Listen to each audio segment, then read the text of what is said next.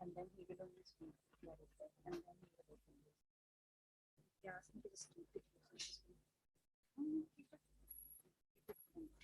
So that means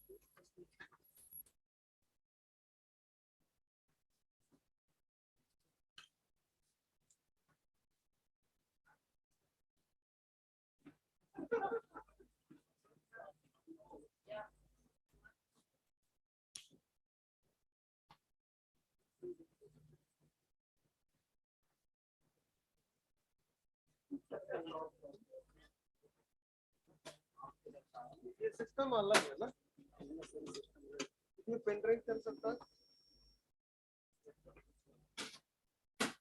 या कुछ directly system PPT लाना है।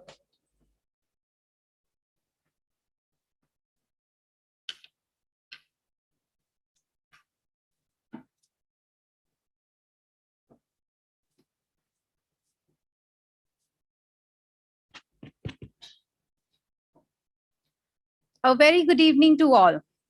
We welcome you to the very first Institute Research Day. Finally, our day. It is exhilarating to present our research work to the world. This special day of March 14 has been chosen as an Institute Research Day by IIT Roorkee, and the reason to select this day that it is the birthday of a very special scholar who needs no introduction, Professor Albert Einstein. The discovery of photoelectric effect is what got him the Nobel Prize, but we all know him for a most famous equation of all time, E is equals to mc square, and that is theory of relativity. Also, March 14th is celebrated as an International Pi Day in the recognition of the value pi 3.14. The intent of this day is to showcase the research and development activities and achievements from the students' perspective at IIT Roorkee, and also to enable the global outreach and visibility of the research that we are doing here. There are various events taking place during these 2 days. That is, one is the workshop on thesis and manuscript writing, a perspective given by the director of IIT Roorkee, launch of the first virtual research gallery of our institute, awards for the poster presentation that yesterday happened in the poster session, talks by various eminent researchers, namely Professor Edward Witten from Princeton University, Professor James Gates Jr. of Brown University, and Professor Ashtekar of Penn State University. So among this beautiful spring weather, let's bloom this event by lighting the lamp, followed by the Kulgit of IIT Roorkee. So I would like to welcome the Director of IIT Roorkee, Deputy Director of IIT Roorkee, and Dean Academics on this stage. Thank you, sir.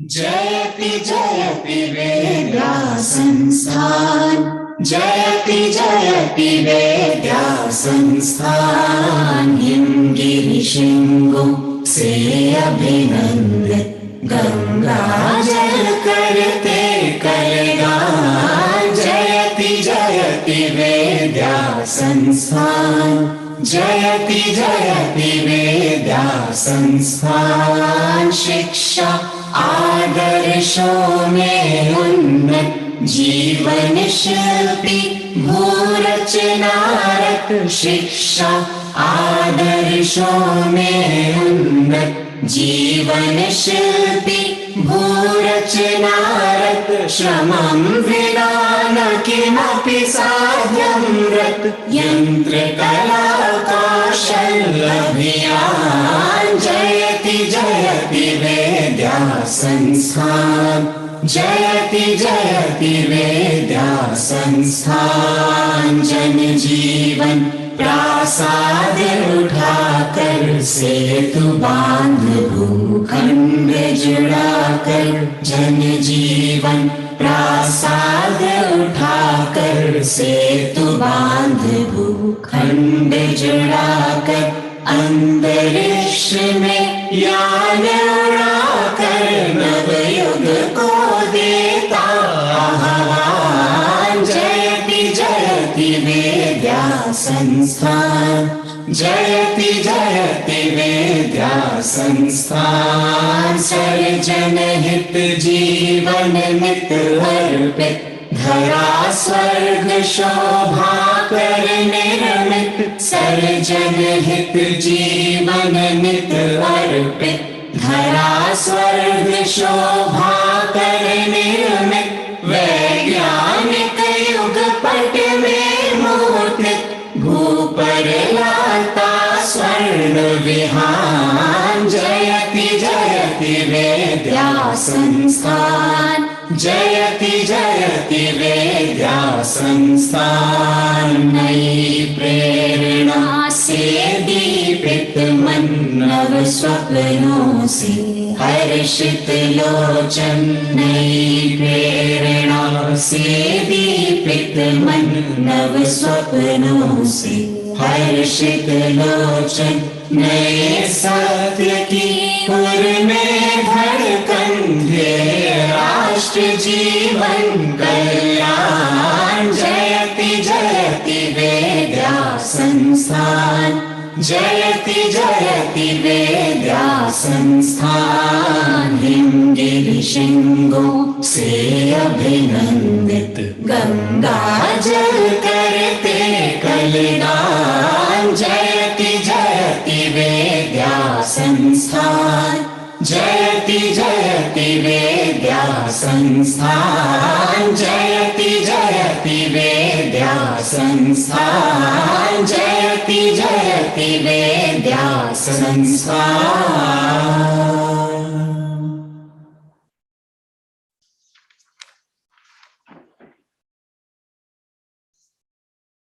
I would now request Dean Academics to present a token of gratitude to the Director of IIT-Roorkee, Professor Ajit Kumar Chaturvedi, sir.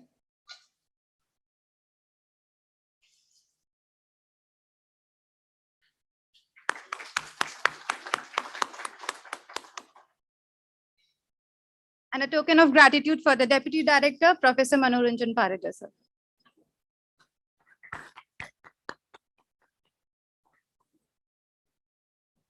I would like to now invite Professor Prof. Kumar Sharma to share a few words with us. Professor, I think this is, yeah.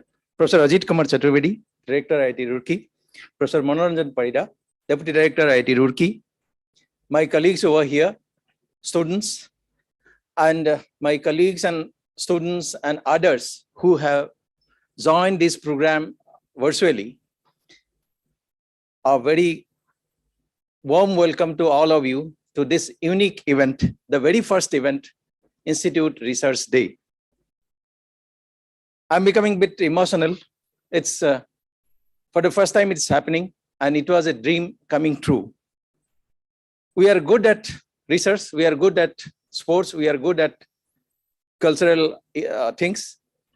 We have TOMSO, we have Cognizant, but we don't have any celebration for that matter to celebrate research. Let's celebrate research, and this has come true today in the form of celebration of Institute Research Day. And all throughout this journey, our institute has supported us, our colleagues have supported us, our students have supported us like anything. We got a very solid team to work with within a very short period of time. We got only hardly 1 month or so after this final approval. And this last few days, like our team was working day and night.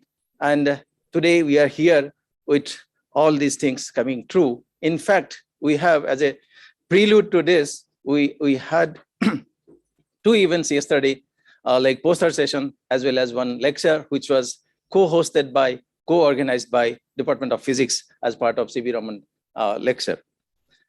So once again, on behalf of this institute and on my own behalf, I welcome you all physically present here, virtually logged in to this event to be with us, and thanks for being with us. And we hope that till this evening, entire program, we will enjoy it to the most. Thank you so much. Thank you.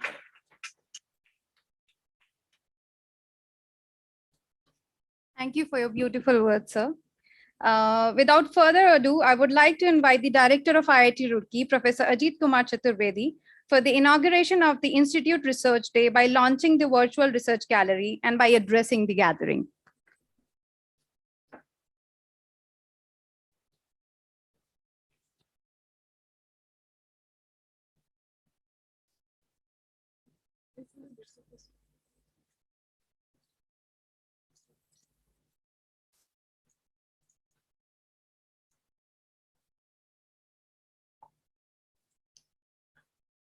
Yes, yeah.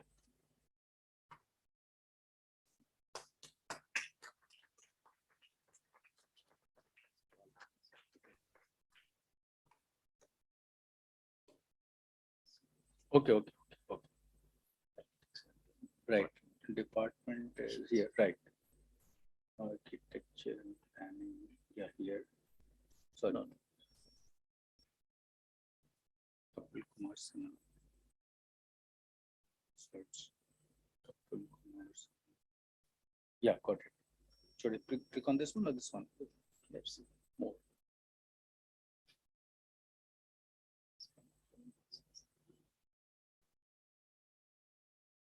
It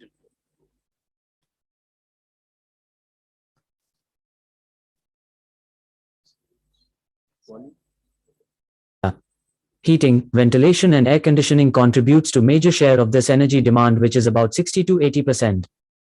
A passenger spends around 60 to 180 minutes in the terminal building, walking on long trails, waiting in queues for check-in, security checks, baggage drop, immigration and waiting in hold rooms for boarding. And while performing different activities in different zones of the terminal building, the body experiences a series of metabolic changes throughout the boarding process. The continuous evolution of metabolic levels in the body initiates thermal discomfort. Consequently, maintaining a thermally comfortable environment requires energy-intensive air conditioning solutions. Energy-intensive operation of an HVAC system in an airport terminal is primarily due to two factors.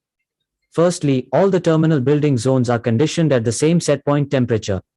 However, the activity levels associated with them are different in all zones. Secondly, all the zones are conditioned at the constant set point temperature throughout the operational day. However, each zone in the terminal building experiences fluctuating occupancy of passengers. Dynamic nature of the terminal building, maintaining thermal comfort at all the zones of the terminal building is a challenge yet essential for the pleasant experience of the passenger as well as energy-efficient operation of an HVAC system. Let us take a look. How human thermophysiology responds to a boarding sequence performed by a passenger. Heat storage in the body increases after a higher metabolic activity. As a result, the effect of activity performed in a zone is reflected in the succeeding zone as thermal disturbance. Comparing, the core temperature distribution in the entrance zone with hold room clearly indicates the heat storage in the body. Due to this, the cooling requirement is overestimated in the entrance zone while underestimated in hold rooms. Similarly, the sensible heat ratio varies from 69% to 52%. Thus, the precise prediction of the heat exchangers becomes critical in the terminal buildings. Hence, my research focuses on developing a thermal sensation model for transient environments. The study takes a novel approach of dovetailing an agent-based pedestrian flow model with the thermophysiological responses for estimating the dynamic thermal balance of passengers. The agent-based passenger flow model estimates process time and dwell time in different zones of the terminal building and utilizes this data for passenger occupancy profile. This model is based on passenger movement and service time measured during the field studies. Thermophysiological studies involve a combination of analytical simulation and real-time measurement of subjects at the activity simulation laboratory. Metabolic rate, core and skin temperature at different body parts are measured using a self-developed wearable kit and subjective survey using an app. This study focuses on deriving latent and sensible heat exchanges between humans and the environment. The study will lead to the development of a time and metabolic intensity weighted empirical model. This model will be helpful in the precise prediction of cooling loads and efficient designing of HVAC systems in transient spaces such as airports, railway stations, etc., and will lead a step toward energy-efficient terminal buildings. Very good. Very good. Bioscience. Let me put it. Bioscience. Somebody Basak. Got it.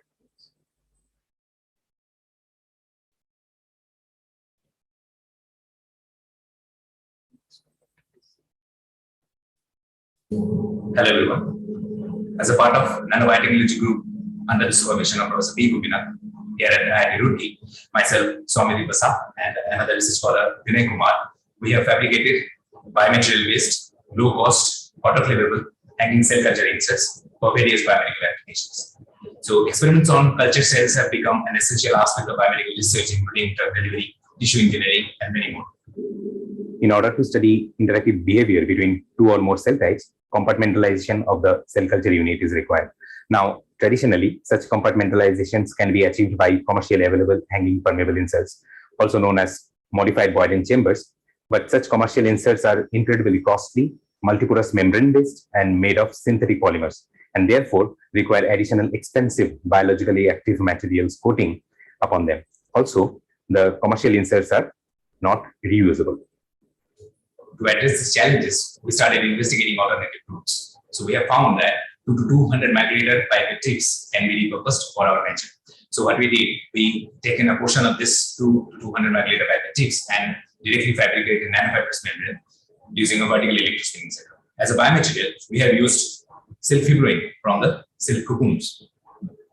Silk fibroin is a thermostable polymeric protein and contains various cell attachment sites to aid the cells in adhering to the membrane. Therefore, no additional costly coating would be required.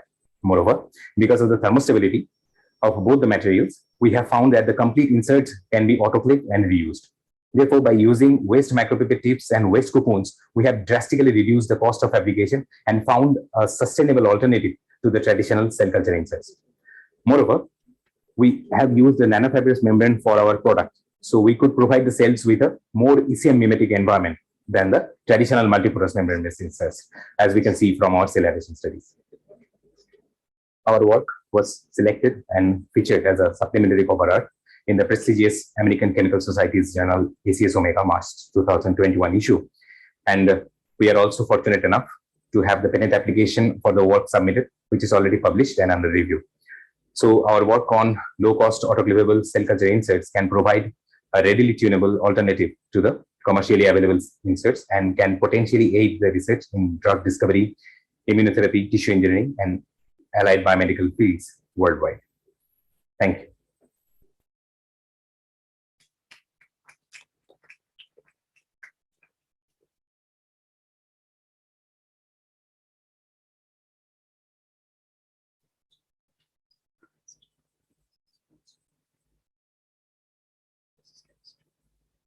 Hi, I'm Shivan Rama, research scholar at Chemistry Department, IIT.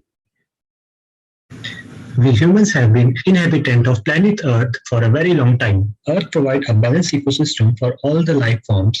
The basic function of life on Earth is based on carbon cycle, in which plant take carbon dioxide and releases oxygen that is used by humans and animals.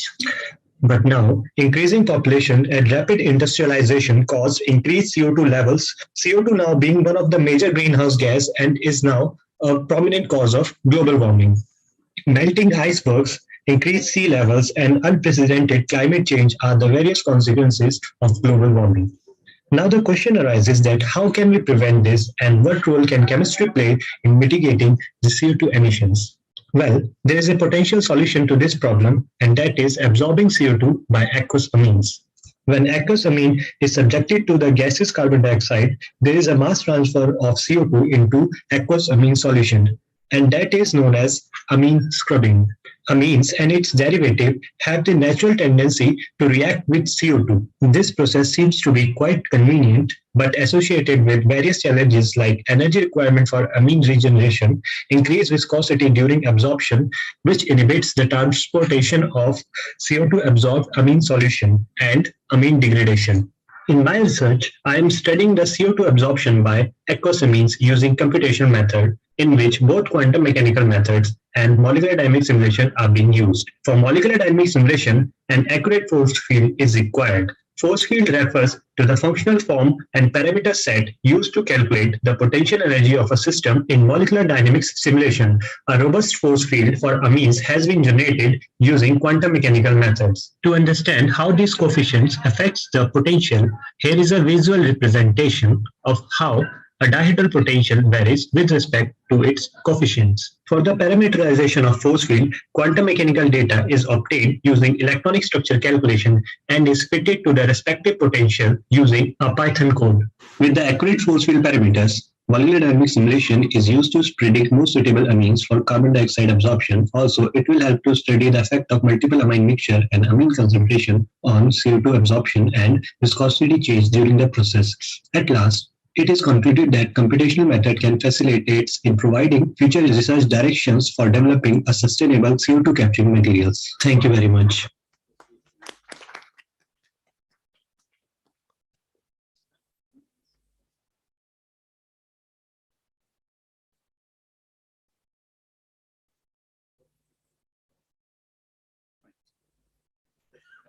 Yeah.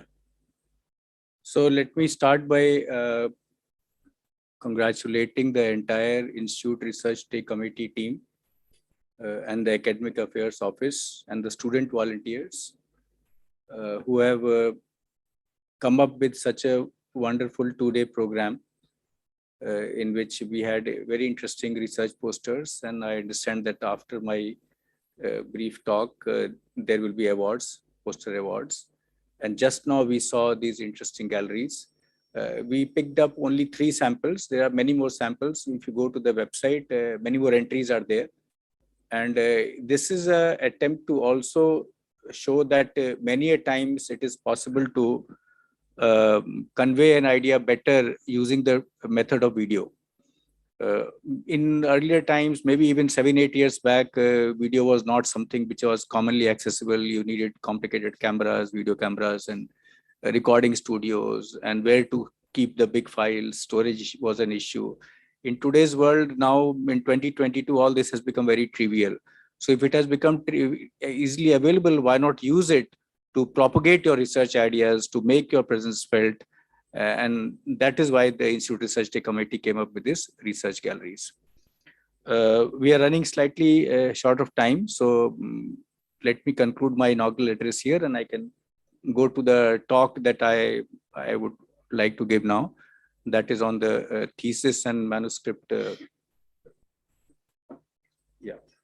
Sorry.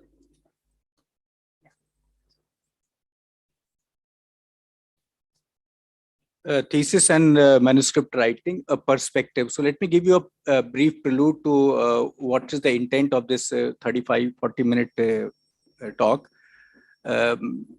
All research students, unlike undergraduate students, will end up trying to write a research paper. They will be writing a thesis. And during this process of writing a research paper, which we call as a manuscript before it becomes a paper, and in the process of writing a thesis, there is a lot of, if I may say, frustration. There is a lot of pain points between the supervisor and the student. Supervisor is not happy with the draft. He sends back the draft. He does some editorial comments. You send the second draft. You say, no, everything is done. And even now the supervisor is not feeling satisfied. Supervisor is feeling the pain that, okay, how much to edit, where to end, because his level of experience or her level of experience of your supervisor is very different. And the supervisor knows that when such a draft goes to an examiner, goes to a paper reviewer, the paper will, or the thesis will not be judged on merit. We only want that our draft should be judged on merit. We want to make sure that Whatever idea I have, give me points on that. But if the draft is not good, then you are not reaching the examiner. You are not reaching the paper reviewer. And in that case, you are not likely to get the result that you have the potential to get. So, right. So this talk is more tuned towards science and engineering disciplines, in the sense that creative drafts or drafts like fiction or in humanities, many points in this talk may not be directly applicable, although indirectly some of these points will be applicable. And second thing that I want to say is that I do not have any formal training in professional communication. Whatever I'm going to talk about is based only on my personal experience as a teacher, and as somebody who has been involved in writing papers or supervising thesis. So the outline of talk is that first is setting the tone. In the setting the tone, I want to talk about what is the basic difference between a PG student and a UG student. Then I want to define what is a formal document. I want to talk about the convenience of the reader. I want to talk about storytelling. I want to tell you why it is a non-trivial exercise. Then we briefly talk about the structure and organization, thesis draft preparation, and how to test the write-up.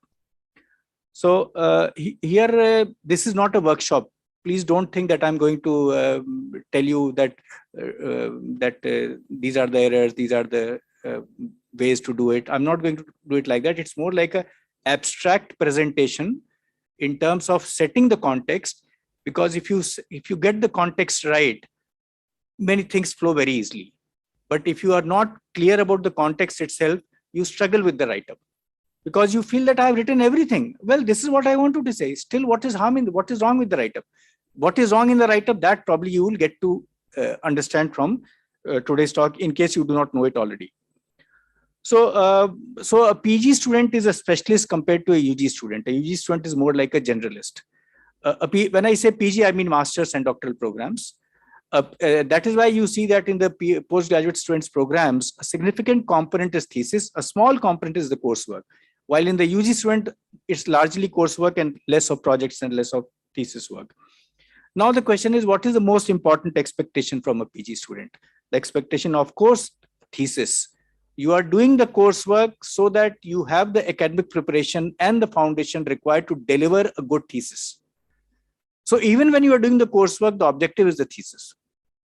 And of course, when you submit an MTech thesis, you spend 1 year time on the thesis. When you submit a doctoral thesis, you might spend 5 years, 6 years, maybe even more than 6 years, trying to create a thesis which will reach global standards. Unlike UG student's life, during the thesis days, your supervisor is not going to give you assignments. He's not going to give you quizzes, exams, nothing like that. So you have to be self-motivated. Now here I want to quickly share 2 anecdotes from the world of physics. And the 2 anecdotes talk about 2 different things. First is about this very famous story about Max Planck going to a professor of physics, Philip von Joly, and he said that I want to do a PhD in physics, and the professor Philip von Joly said, well, physics is almost complete. It's all done and dusted. In this field, almost everything is already discovered, and all that remains is to fill a few holes. So the point here is that knowing the literature is not enough to do a thesis. Second example is I taken from Newton. Newton, in a letter to Robert Hooke in 1676, wrote that if I have seen a little further, it is by standing on the shoulders of giants. So knowing the literature is very important. So Newton is saying that I could do better because I stood on the shoulders of giants, because I had an idea of what is already there. Because I had a good idea, so I was able to look further. But if you only look at the literature, that is not enough. In other words, it is a necessary condition, but not a sufficient condition. I'm saying this because many a times some of our students are under this impression, oh, no, let me do my PhD thesis. I'm not concerned with anything else. You have to be concerned with everything else if you want to do a good PhD thesis. The world around you, the literature around you, the new developments, the papers, the coming, they may not be directly related to exactly what you're doing. But then unless you relate your work in a slightly broader setting, you will not get a good thesis. So now the question comes, what qualifies as research? So reviewers, editors sometimes send you a remark saying, well, the contribution was not good enough, so your paper is not accepted.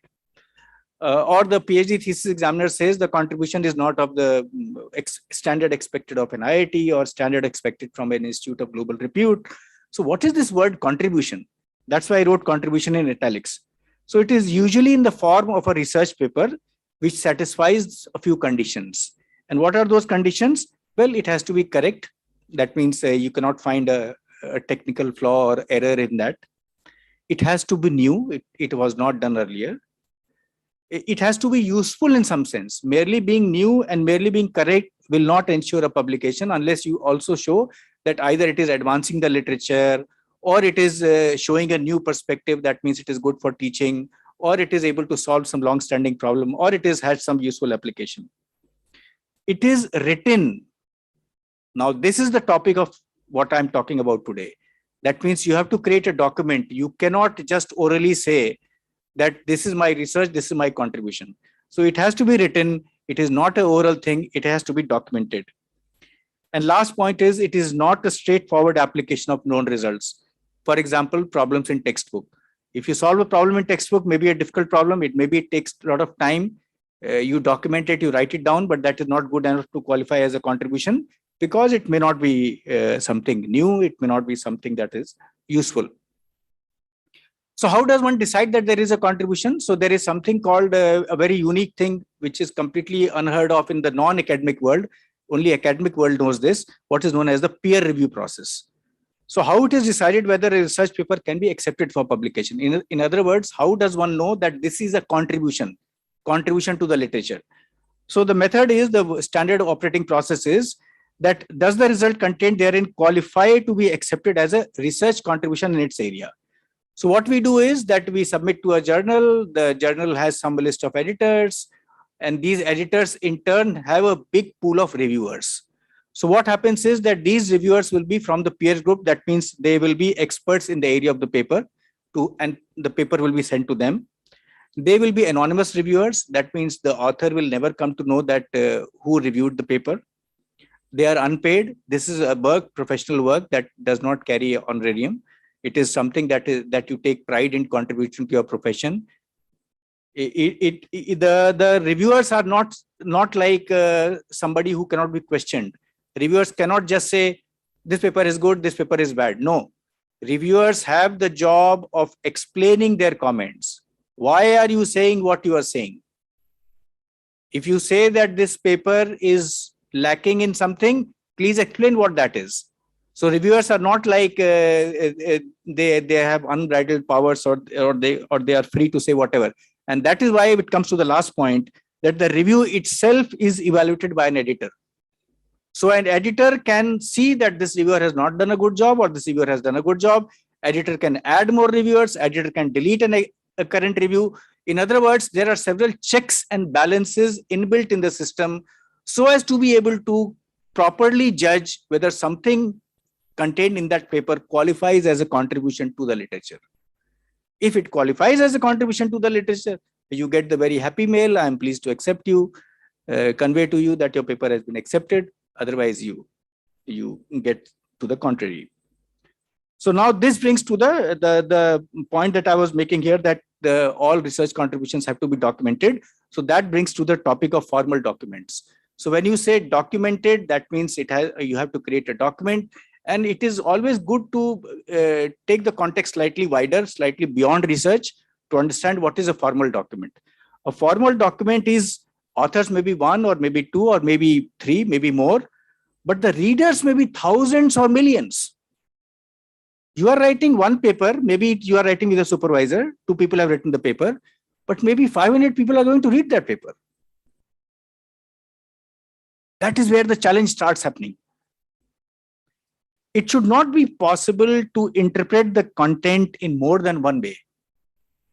So every sentence that you write in a thesis or in a manuscript has to justify its presence.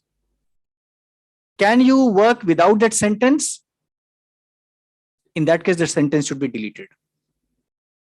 Every sentence has to convey something that is unique, and without that sentence, the paper is incomplete. At the same time, The sentence has to be written in a manner that no two people can interpret it in two different ways. This is why I said that I'm not talking of fiction, I'm not talking of creative documents. Creative documents, multiple people can free to interpret in multiple ways, but not in technical documents like science or engineering or architecture. A reader should be able to understand the document without talking or getting in touch with the author. So when you give to your supervisor, the supervisor is giving you feedback by talking to you.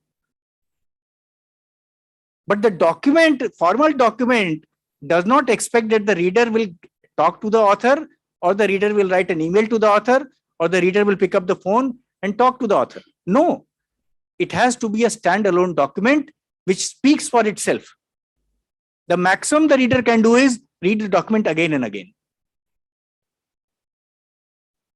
So that is the real challenge. Why writing formal documents is not something easy, because you have to see that it has to go through so many readers. The document is timeless. It should mean the same even 100 years later. So when you look at a journal that existed 100 years back, you can go to the journal, you can read the paper, you should be able to make the same sense as was made 100 years back. So it is like sculpting or chiseling that every document has to be like that. Next point I want to make it is geo-neutral. That means every reader, regardless of whether he or she is in Brazil, South America, or Japan, or China, or Nigeria, should be able to arrive at the same meaning that the author had intended. In fact, in science and engineering, he or she should be able to do the same experiment and conclude with the same answer. Whether it's a simulation, whether it's a hardware setup, whether it's an experimental setup. So not only the document should convey the same, because if the document means different things to different people, naturally nobody can experiment with it, or people will not arrive at the same conclusion. Last point is that every document, formal document, has a reference group. So that means that, for example, if you're talking of an optics journal, the reference group is the people who work in optics. If you're talking about chemistry, the reference book is relevant work in chemistry. Or chemistry, of course, there are multiple disciplines. So depending on which is the target group, which is the peer group, so that is the target group to which the document should mean only in one manner. So this slide I can quickly go through. So this is giving examples of formal documents, for example, from the academia, the books, research papers, project reports, master and doctoral thesis, assignments, and question papers. These are all, we are very familiar with these. What we are less familiar is examples from outside academia. For example, court judgments, union budget, balance sheets, minutes of meetings, office orders, memo, gazette notifications, official letter, etc. So these also have to satisfy the same conditions that we are talking about. So what I'm trying to say is that we have to look at the problem in a slightly broader context, that we are creating a formal document, and a formal document must satisfy the conditions that I've already mentioned earlier. Now coming to the convenience of the reader. So one good way of motivating yourself to go the extra mile or put the extra effort to be able to work on the manuscript is keep in mind that the reader must be very comfortable reading your document. You must keep in mind the convenience of the reader, because the reader is either an examiner or a reviewer. You want the reader or the examiner to understand your paper. They can understand your paper or thesis only when they read it.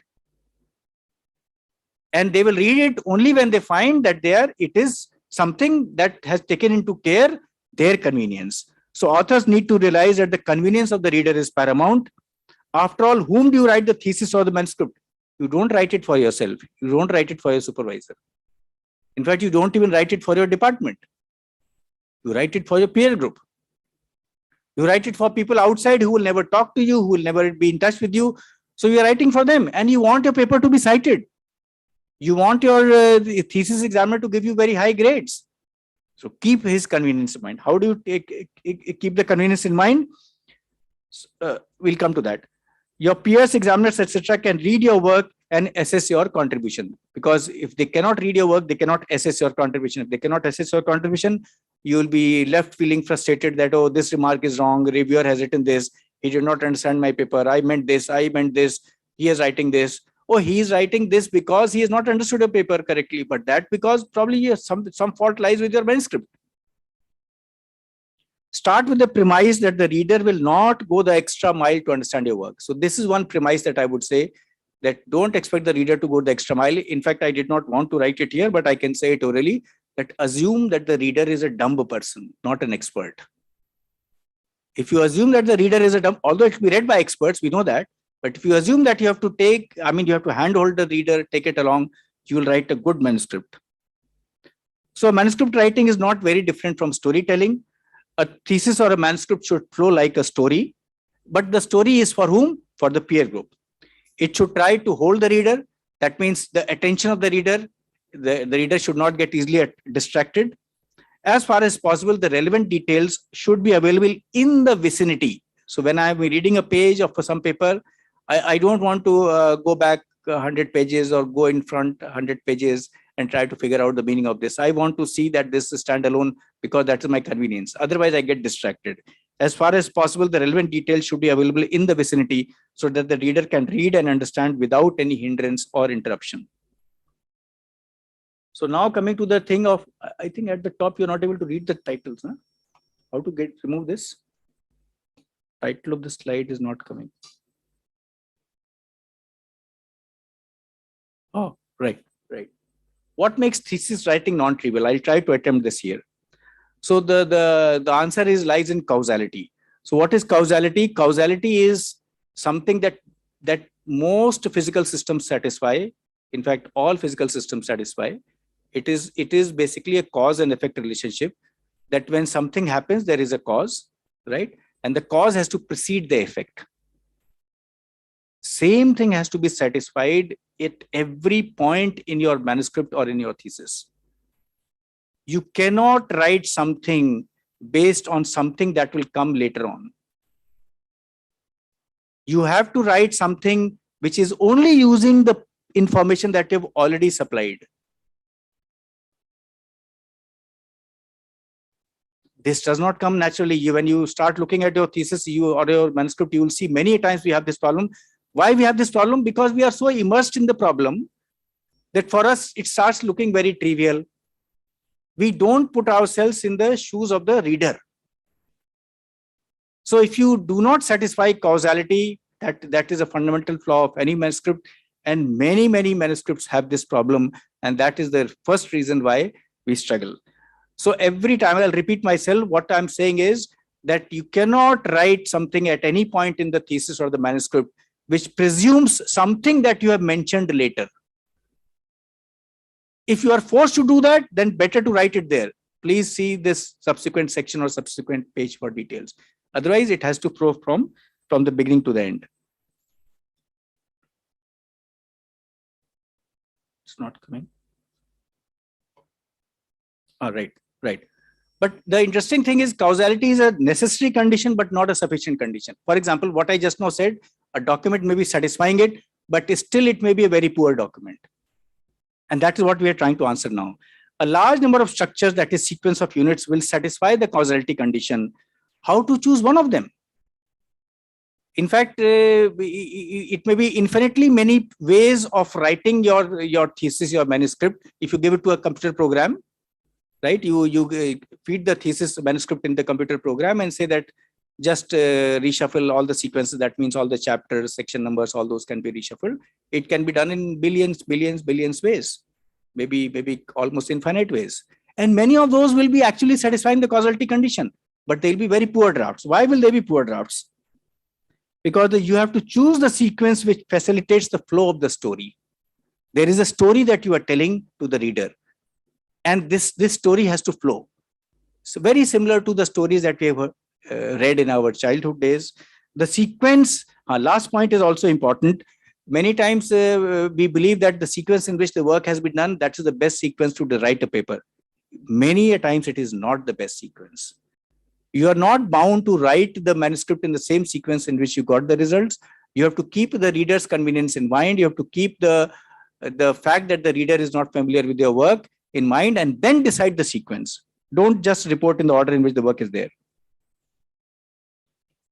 Next point is continuity and language.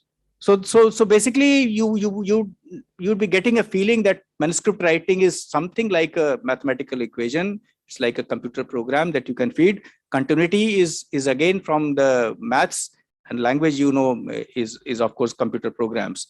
So the continuity is to be there at several levels. What are those several levels? For example, you are writing a paragraph. Within the paragraph, there should be continuity. That means first sentence should relate to the second, second should come to the third, first two should relate to the next two. But is that enough? That is not enough. Because maybe your paragraph is continuous, but it is making the chapter discontinuous. You are picking up some sentences which actually deserve to be in some other subsequent sentence, chapter. Maybe your paragraph is satisfying causality, it is also satisfying the flow condition, but it is not gelling in the section. So that is why the continuity has to be satisfied at multiple levels, not only within the para, not only within the section, not only within the chapter, but across the thesis. Keep the context in mind. The structure. One more point here. This is a slightly different point. The structure reflects the understanding of the author about the topic. That is one more reason sometimes we don't get favorable comments. Because if we have not presented the work, the structure, the work in the best possible manner, the reader or the reviewer gets the feeling that the understanding of the author about the subject is weak. It is a reflection of your understanding of the subject. On the other hand, a well-written manuscript quickly gets reviews, quickly gets answers, quickly gets very favorable results. Now, this is an interesting sentence. You have struggled many a times that teachers say, no, the student's English is not good. The student himself feels sometimes that, well, I maybe have been raised in a vernacular education. My English is not good. But when you are talking about papers in science, engineering, believe me, my feeling is that English is secondary. Structure is primary. If you get the structure of the manuscript right, language becomes much more easier.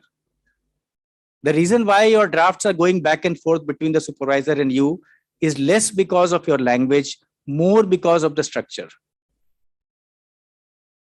And once you create a bad structure, endless editing is required, and even then you don't get it in the best possible fashion. So I'll come to that, how to create the best possible structure. So the language is not as important as it is made out to be. Expression is very simple. Just try to use small sentences, simple words. You don't have to use hyperbolic words. You don't have to use very flowery language. You just have to make sure that the words are the vehicle to convey your thoughts. If your thoughts are going, that's good enough. So don't get into this as if you're writing a literary piece. Literary pieces are different. As I said, this talk is not about that. Avoid repetitions. For example, when I'm talking here, I'm free to repeat things and it doesn't look awkward to the audience. But if you are saying the same thing in a document by just changing words here and there, or maybe even repeating, it leaves a very bad impression. It gets a feeling that the author is himself or herself not sure that the sentence by which he or she conveyed the thought was good enough. That is why the author is repeatedly trying to say the same thing in very different ways. So there should be a justification why you want it in different ways, then it is fine. So avoid extreme words or repetitions. Thesis organization.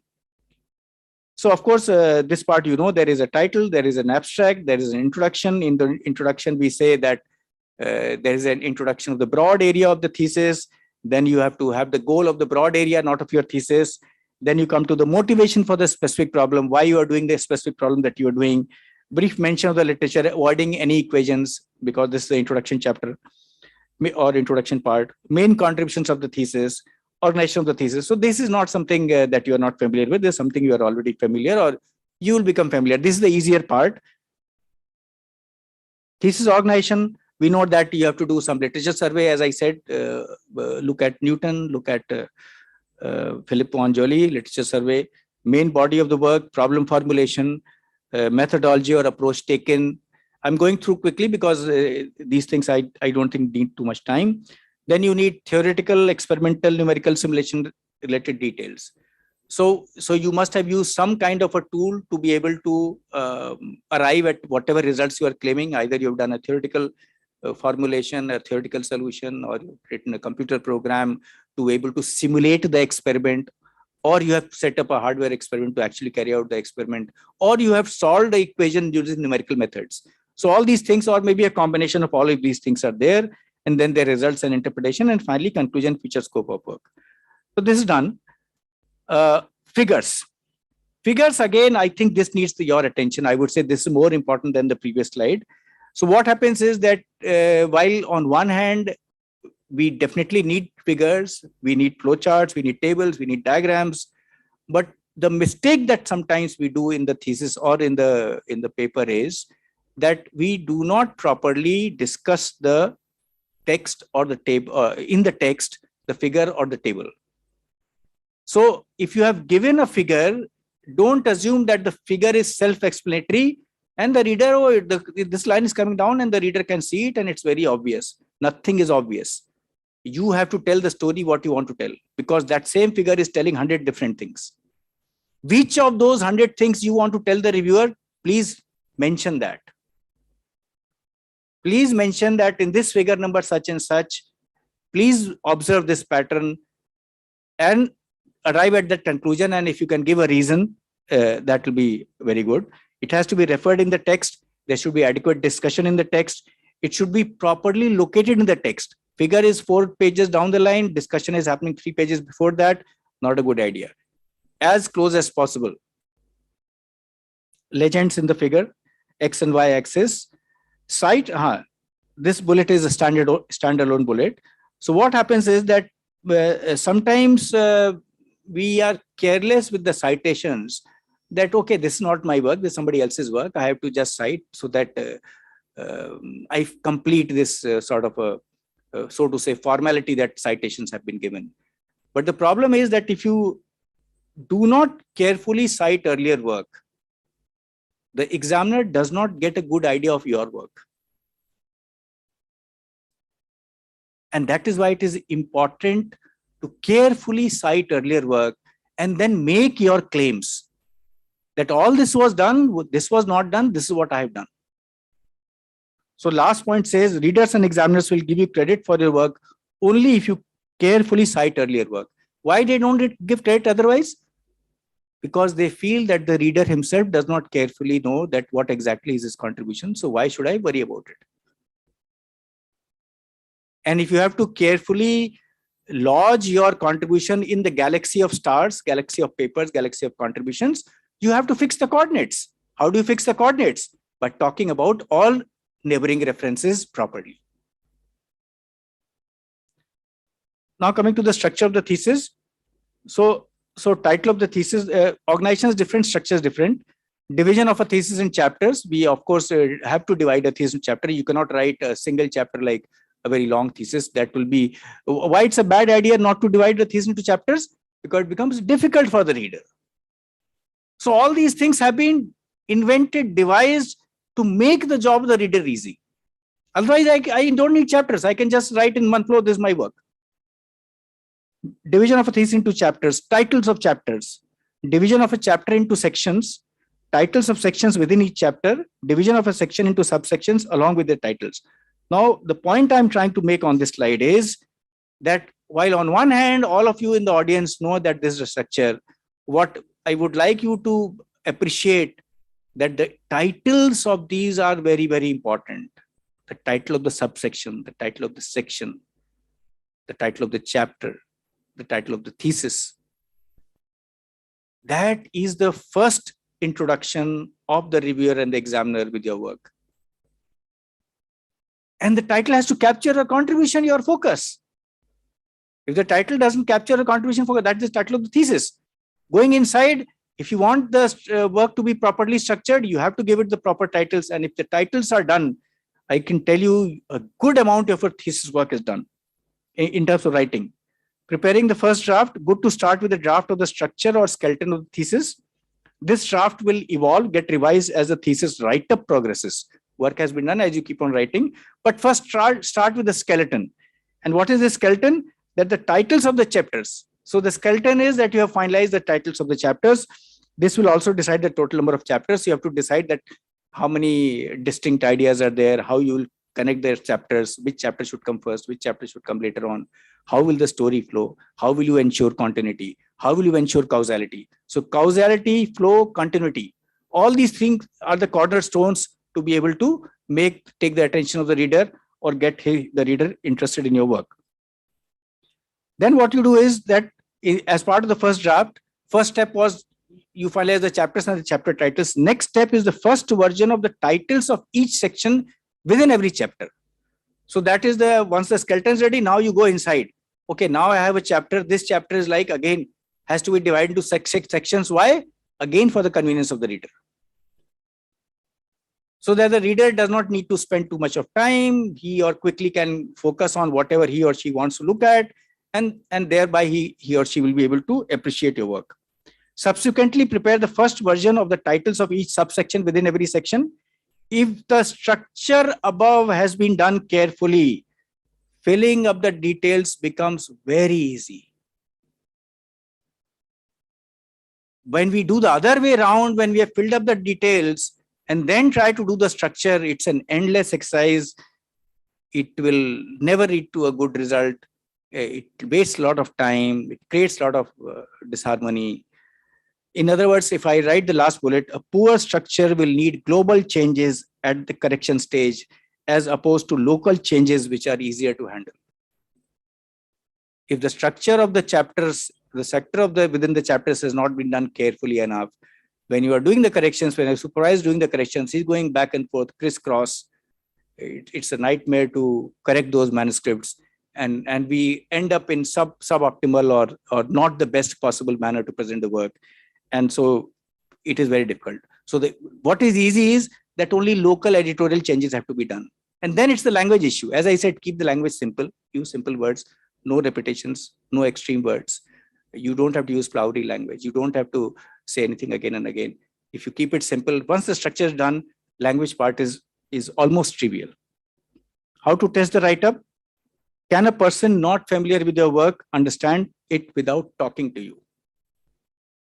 This is the litmus test. Of course, none of your friends is going to read your complete thesis, right? You have to yourself do that test for yourself. I mean, your supervisors get into this practice because they've done it several times. Is causality satisfied?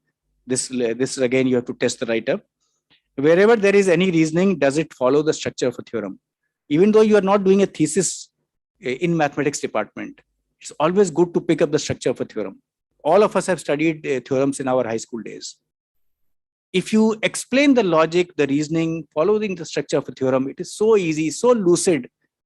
It's good life for everybody. Try to become your self-critic by using the above test. These tests are there. Try to start doing this. And if you can spot those things, fine. If the problem areas in the thesis write-up can be spotted, editing them is not difficult. As I said, if you can see that where the things are going wrong, then editing is an easy job. So essentially, if I may say that the key focus of the talk has been that manuscript writing, whether for a research paper or for a thesis, is something that is a formal document, is something that is intended for the peer group, is something that is intended for somebody who will never talk to me. It is something that should be timeless. It is something that should be geo-neutral. And it is something that can be written only one time. Once it is there, once it's in the journals, you are not going to correct it every time. You're not going to change it again and again.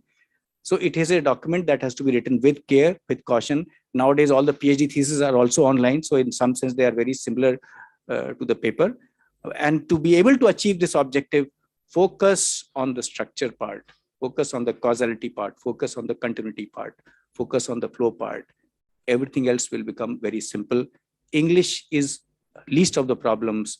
Other things are more important. Thank you very much.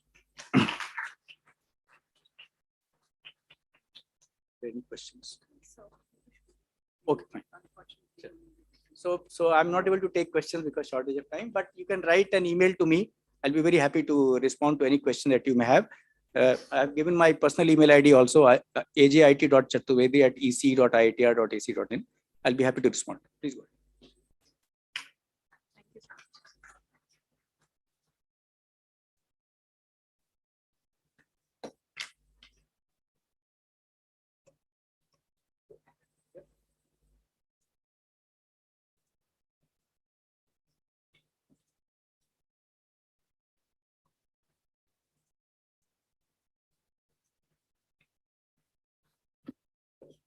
Thank you very much, sir, for this educating session, as it is very important for our research work. Moving on to our next agenda, the poster award ceremony. The entire Institute Research Day team, thank you all for your enthusiastic participation in the poster session. And now it's time to award the hard work that scholars have put in for the posters. The awards are given in 3 categories, that is engineering, sciences, and architecture. So the 10 best posters have been selected out of the total of 50 posters. And I would like to now request the director of Professor Ajit Kumar Chaturvedi, sir, to present the certificates to the winners.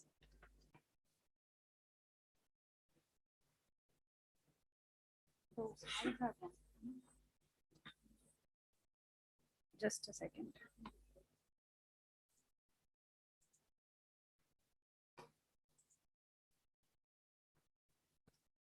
So the first best poster award goes to Akipogu Venkateshwaralu.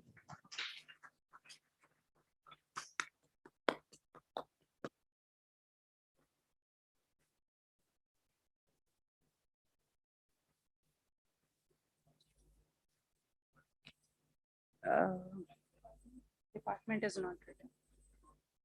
There is no department, sorry. The next best poster award goes to Priyabrata Mandal.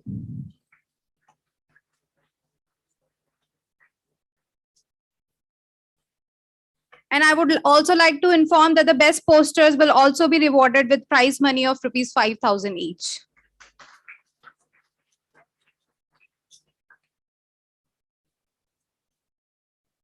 The next best poster award goes to Harish Karneti.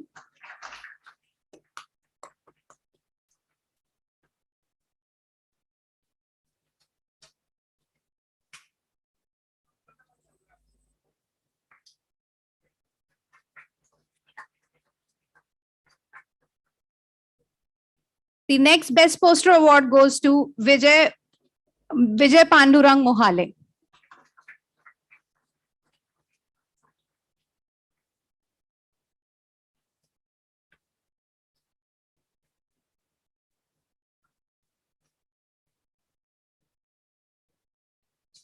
The next best poster award goes to Nitish Kumar.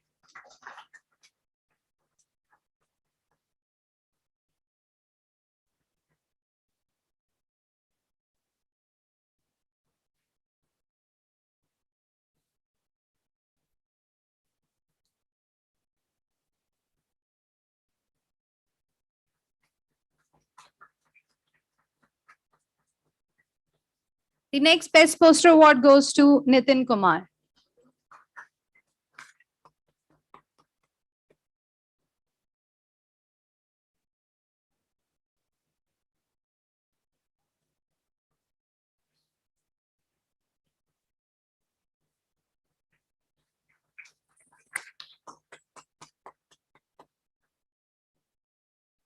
The next best poster award goes to Bharat Soni.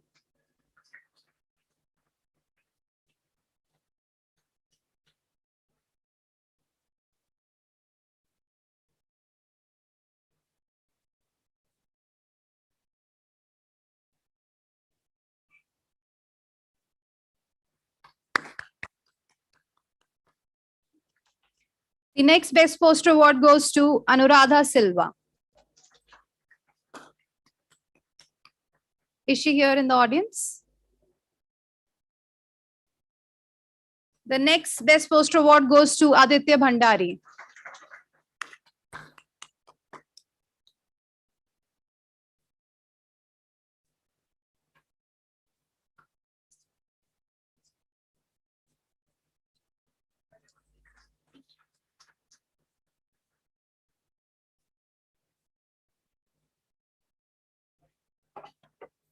The next best poster award goes to Ms. Dharna.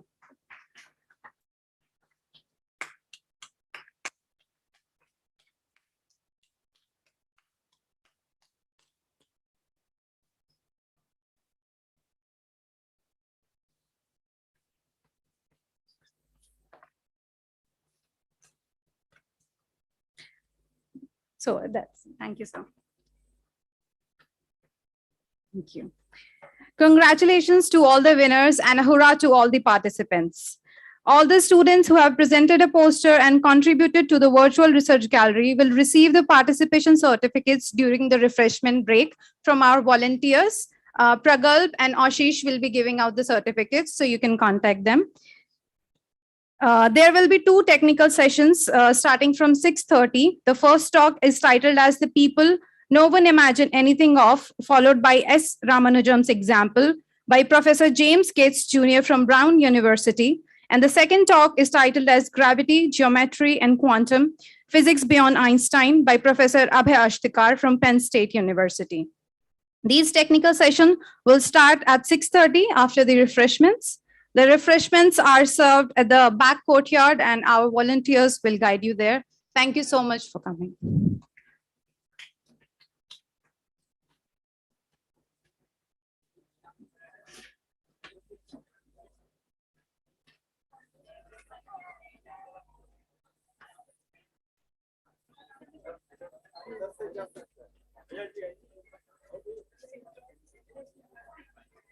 Hello, hello. Exit is from the front door, please. Front right door.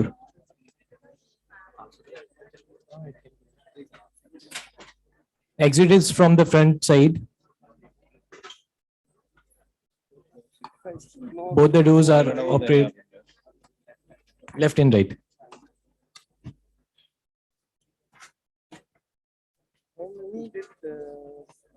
How many joined online?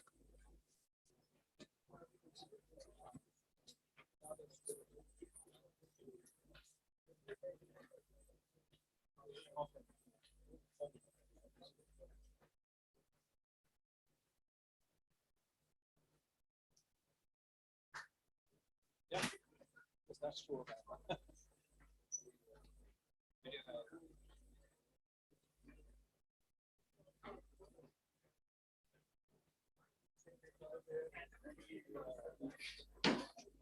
Yeah, I think like 1 semester down the line.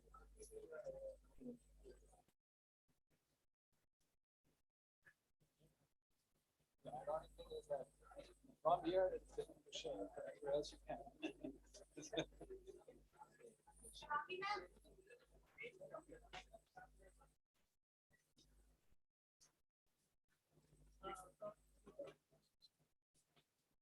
So it's good. Yeah, physical audience. So yeah. But I think online there was. Is it on? No, so we are not live, right? We are live actually. Achha.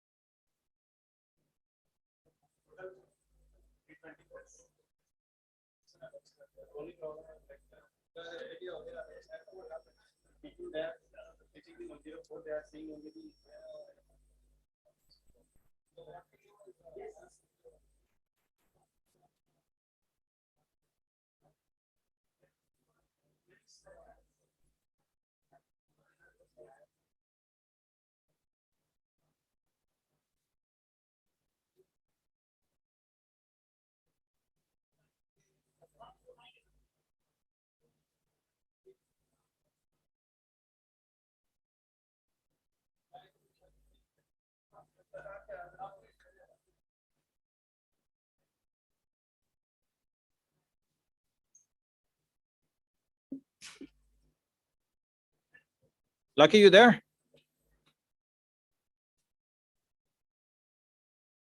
Lucky, are you there?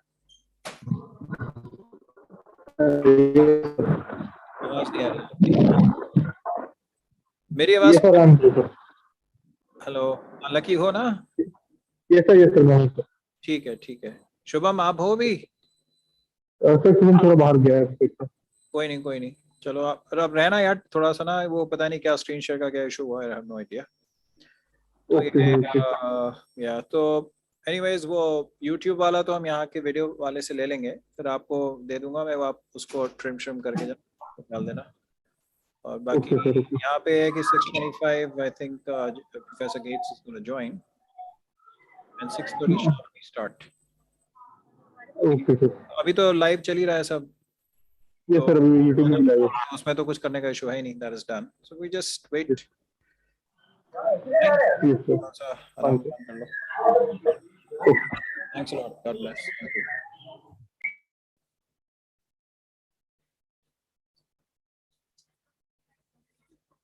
Hey, thanks, I'm good. Thank you. Thank you. Thank you so much. Thank you.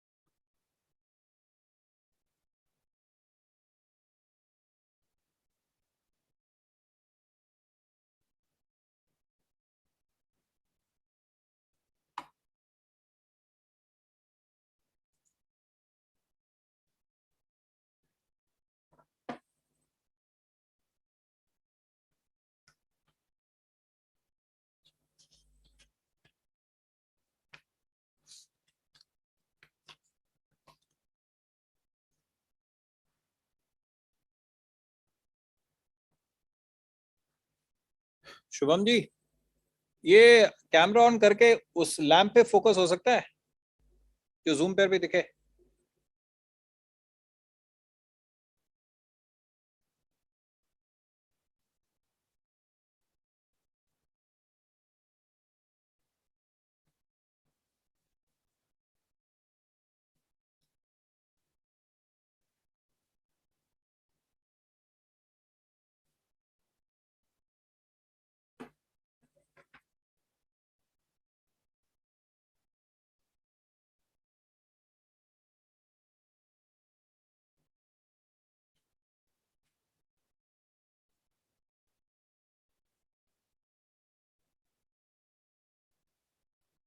यहाँ दिख नहीं रहा।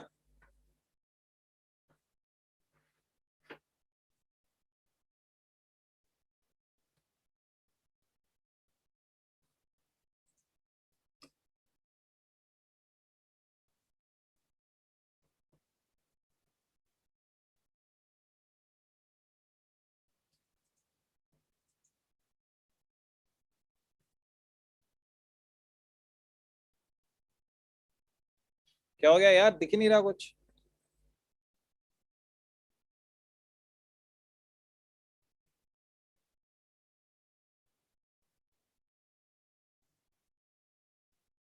आपको वहां दिखता है ना, कुछ नहीं दिख रहा।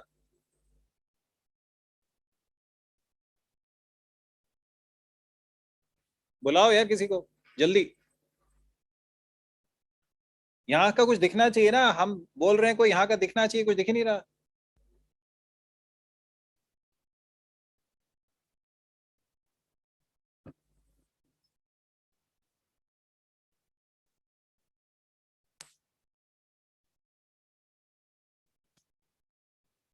क्या मेरे से भी पूछ रहे हो, दिख रहा है आपको?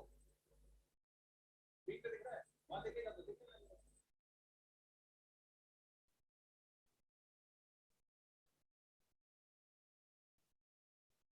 सत्यम जी, यहाँ का कुछ दिख नहीं रहा है।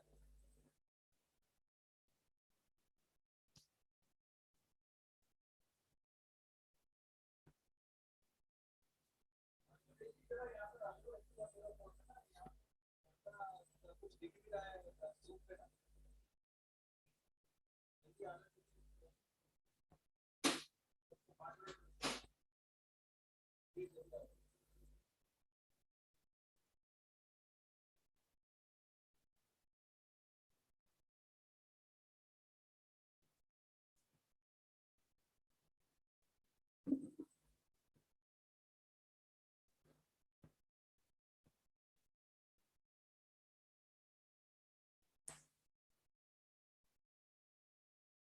लकी, आप क्या अपना कैमरा एक बार ऑन कर सकते हो ताकि आप हमें देखो, कम से कम मैं तो नहीं दिख रहा हूँ आपको।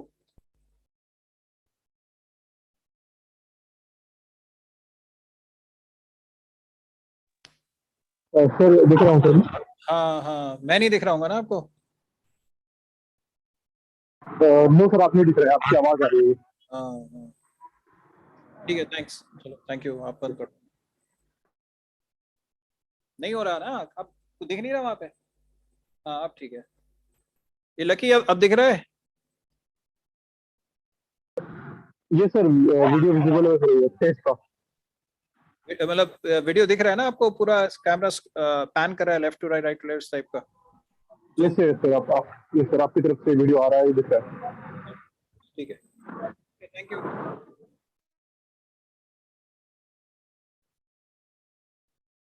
इसको छेड़ो नहीं है ना सत्यम जी, बिल्कुल छेड़ना नहीं, जैसा वैसा ही, ठीक है?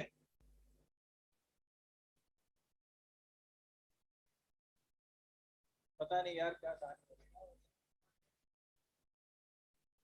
पता नहीं, हमने भी शेयर करा था, स्क्रीन शेयर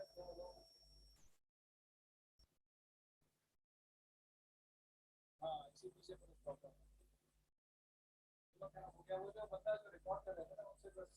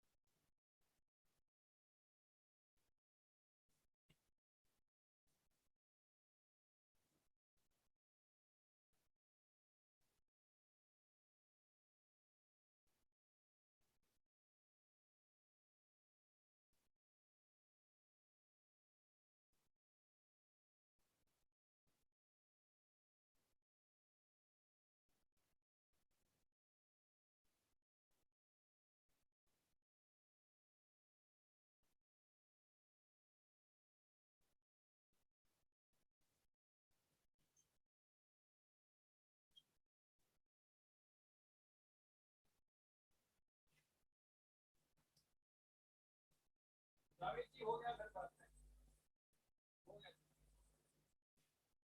और आपको ज़्यादा किया तो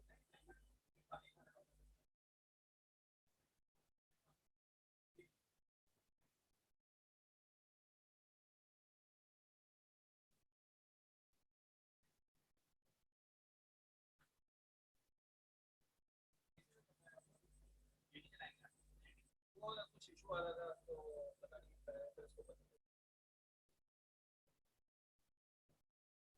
एक बड़ा प्रॉब्लम हो गया कि इसका स्क्रीन शेयर काम नहीं कर रहा था इसके अंदर, एक ही स्लाइड का था। फिर अब बोलेंगे कुछ शेयर कर दो कर दो, मैं share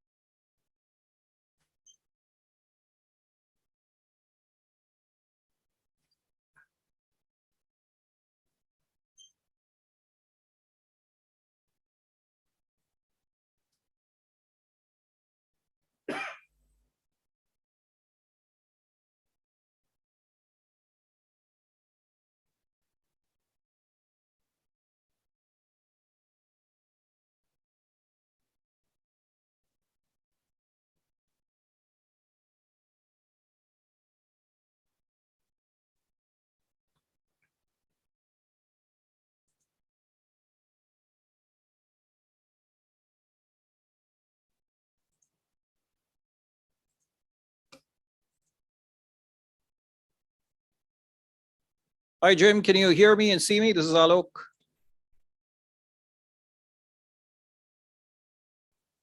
Can't hear you. I wasn't speaking. Oh, okay. Good to see you again. Hi. How are you? Managing okay. I'm 71 these days, 71 years old. Wow. Well, yeah, I see a whole lot of gray there as compared to the last. Well, it's white. It's not gray. It's actually white. Okay. So I see Starship Enterprise as your backdrop. That's that's very cool. Well, thank you very much. I have lots of different backgrounds, and this is one of my favorite. Reminds me of when I was a teenager watching the TV show. Yes, I remember seeing I think two versions of that, the Captain Kirk version and Jean-Luc Picard, and a couple of more down the line. I forgot, and of course, Sure. the whole enterprise industry of movies. Of course. Of course. Of course. So I'm all ready to go, I believe. Thank you again for the invitation. Very kind of you. It's such a pleasure, and we're so grateful that you could literally. I mean, I know I have some idea how busy you are, so thank you so much for agreeing. No, thank you. Thank you for the consideration. I'm no longer the president of American Physical Society, so my life has gotten a little bit easier, but there's still a lot of things on my plate. I know. I know.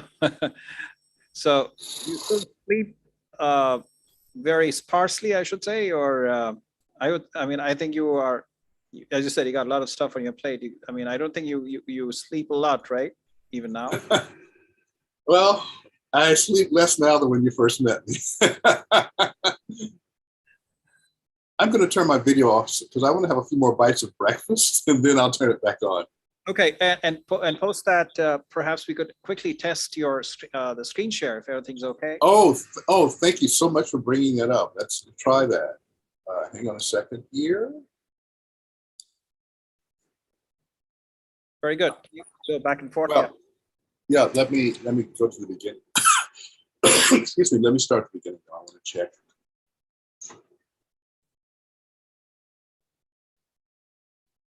Yep, looks okay. Absolutely. Looks very good. Okay, great. So I think you can munch away. We've got minutes. Very good. Great.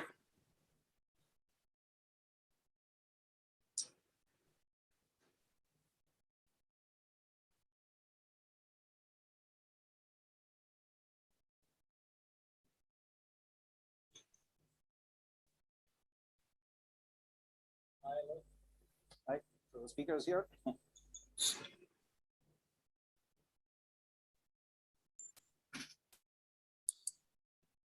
Yep. Yep.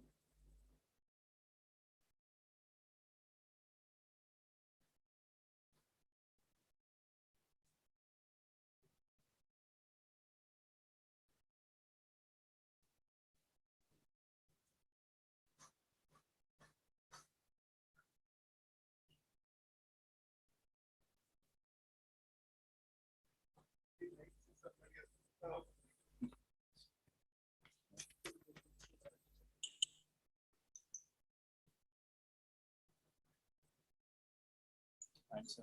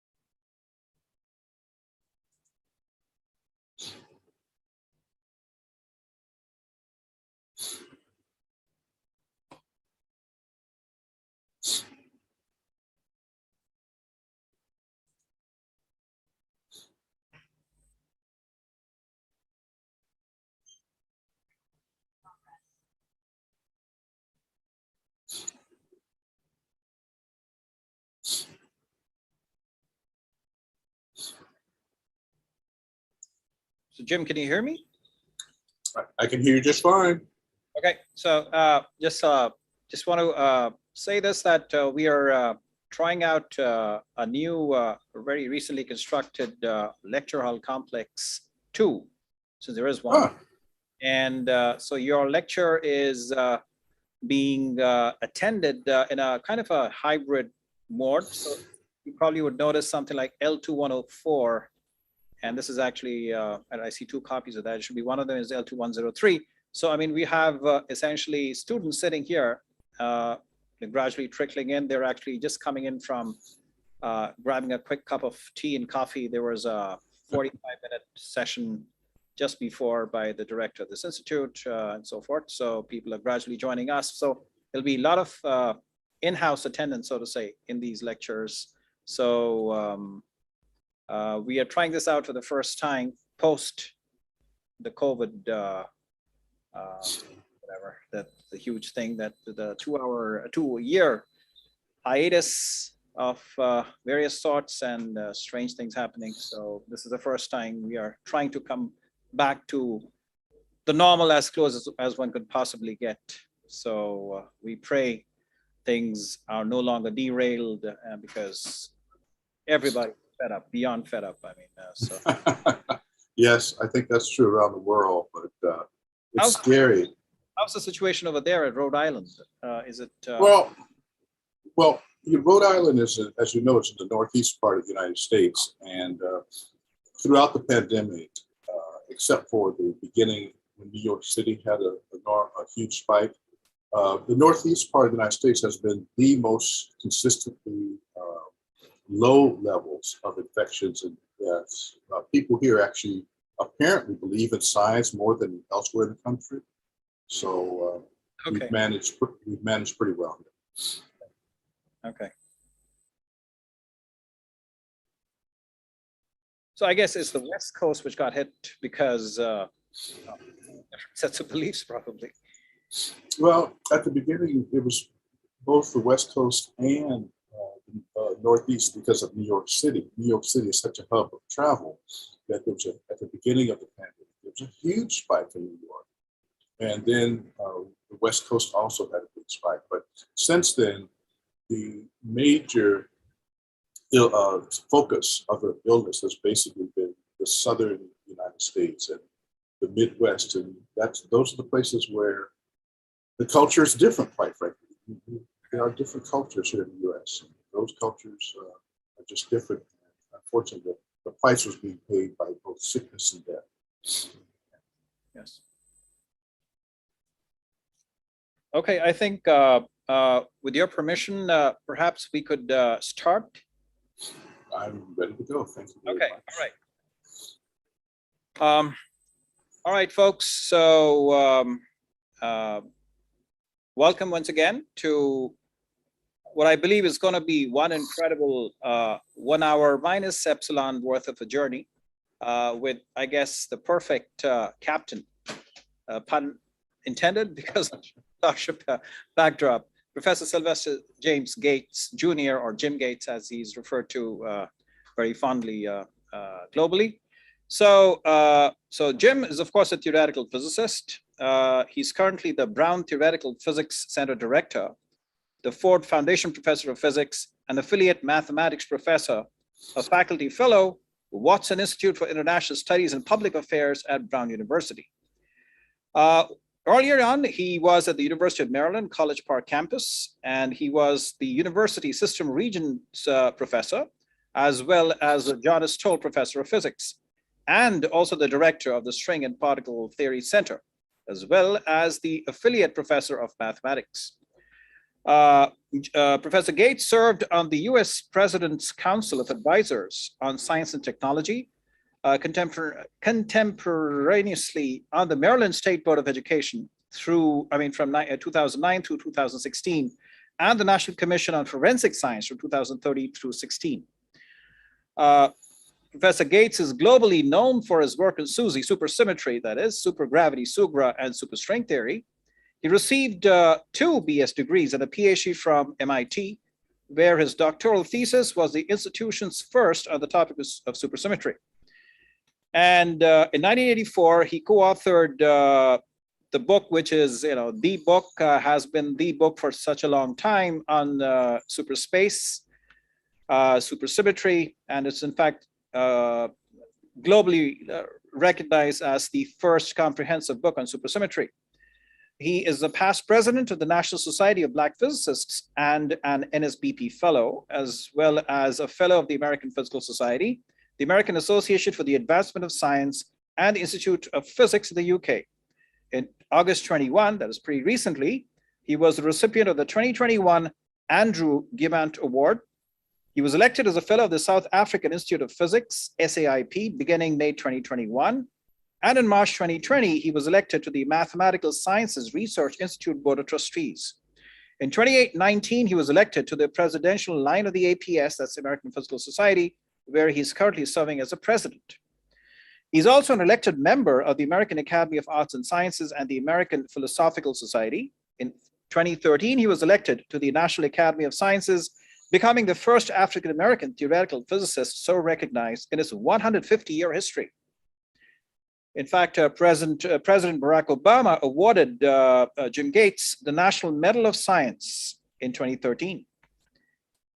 From 91 through 93, Professor Gates was the chair of the Department of Physics and Astronomy at Howard University and served as the founding director of the Center for the Study of Terrestrial and Extraterrestrial Atmosphere, CSTA, I guess, funded by the National Aeronautics and Space Administration.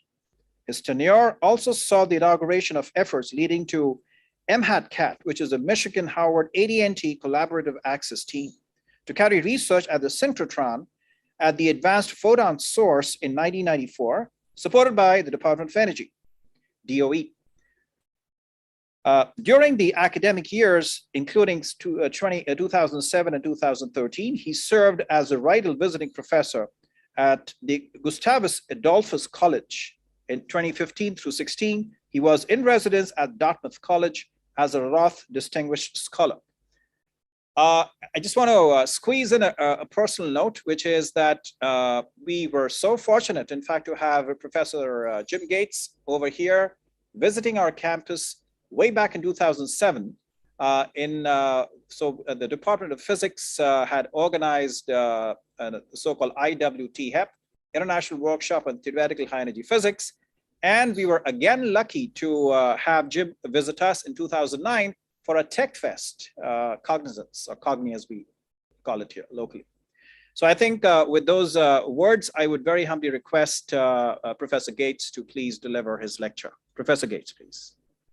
Thank you, Alok. Thank you very much, Professor Mishra. I wish you had not taken so long with the introduction because you've cut into my time for making my presentation. But that's a joke in case people are concerned.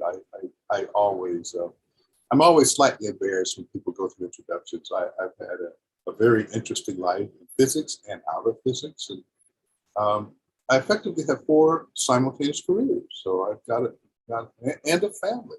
My daughter is at Princeton now. She studies black holes, and her twin brother is still in graduate school. He looks like he's going to be a biophysicist.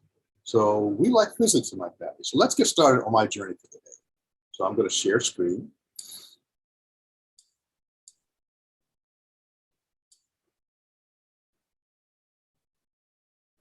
And so the title, as you're probably aware, is People No One Can Imagine Anything Of, and following S. Ramanujan's example.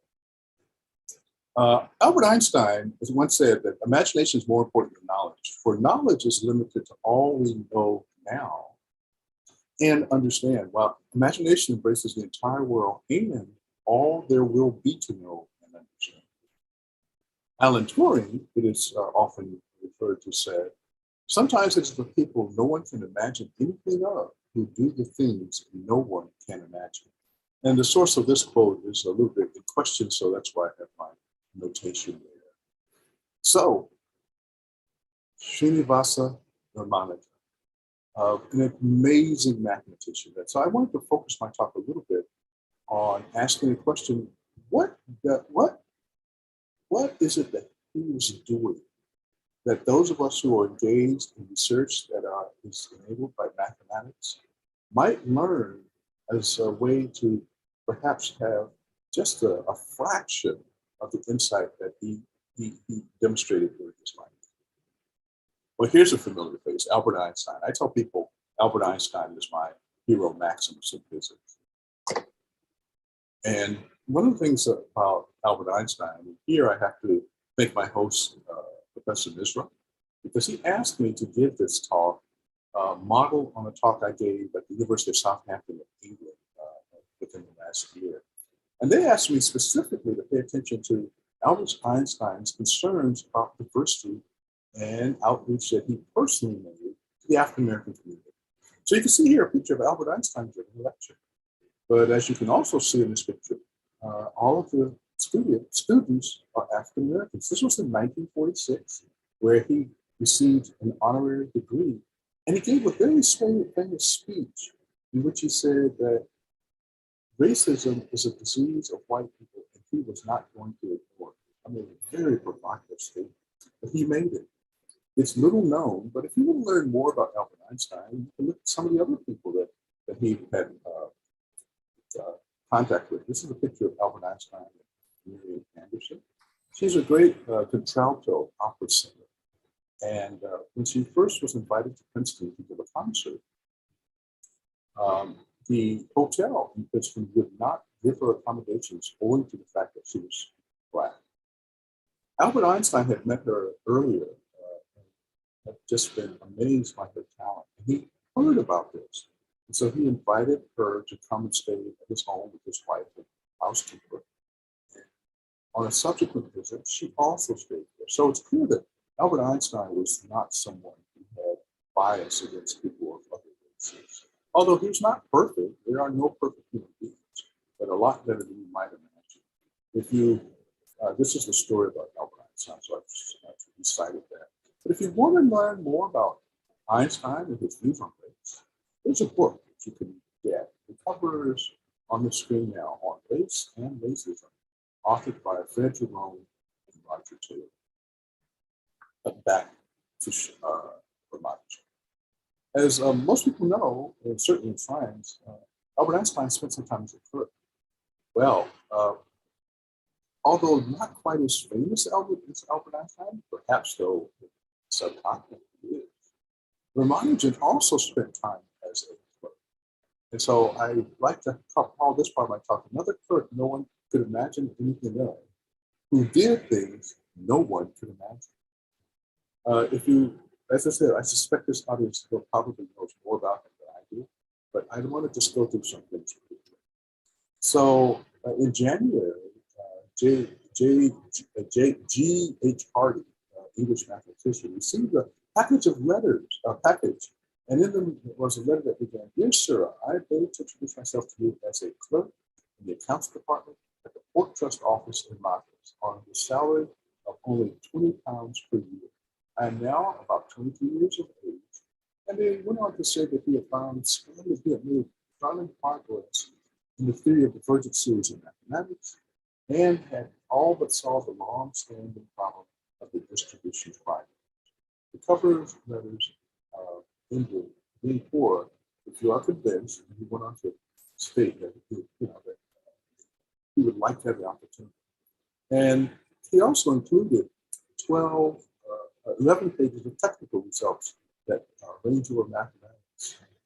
And I like the page I'm showing you. Oops, I'm sorry. Jim, sorry, I apologize for interrupting you. There seems to be some sort of a audio clarity issue at your end. I mean, there is the audio is not too great for some reason. Okay, give me a moment. Let me see if I can. Give me a moment. I'll try to. Yep.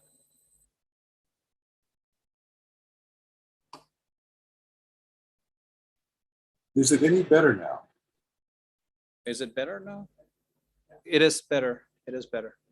Okay, I turned my volume up. Okay, so today, so as I was saying,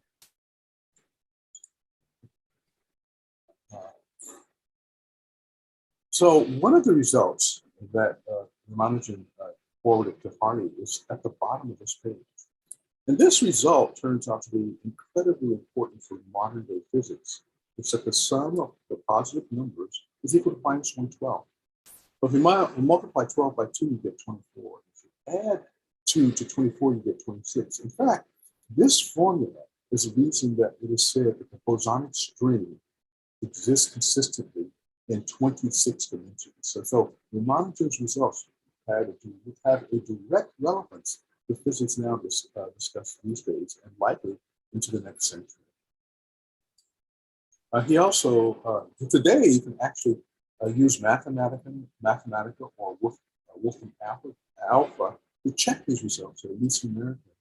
And so it's amazing to ask, how in the world was this work from India? Because when Hardy contacted him, remember at the time of the British Empire, no one in Britain expected this sort of brilliant mathematician to emerge.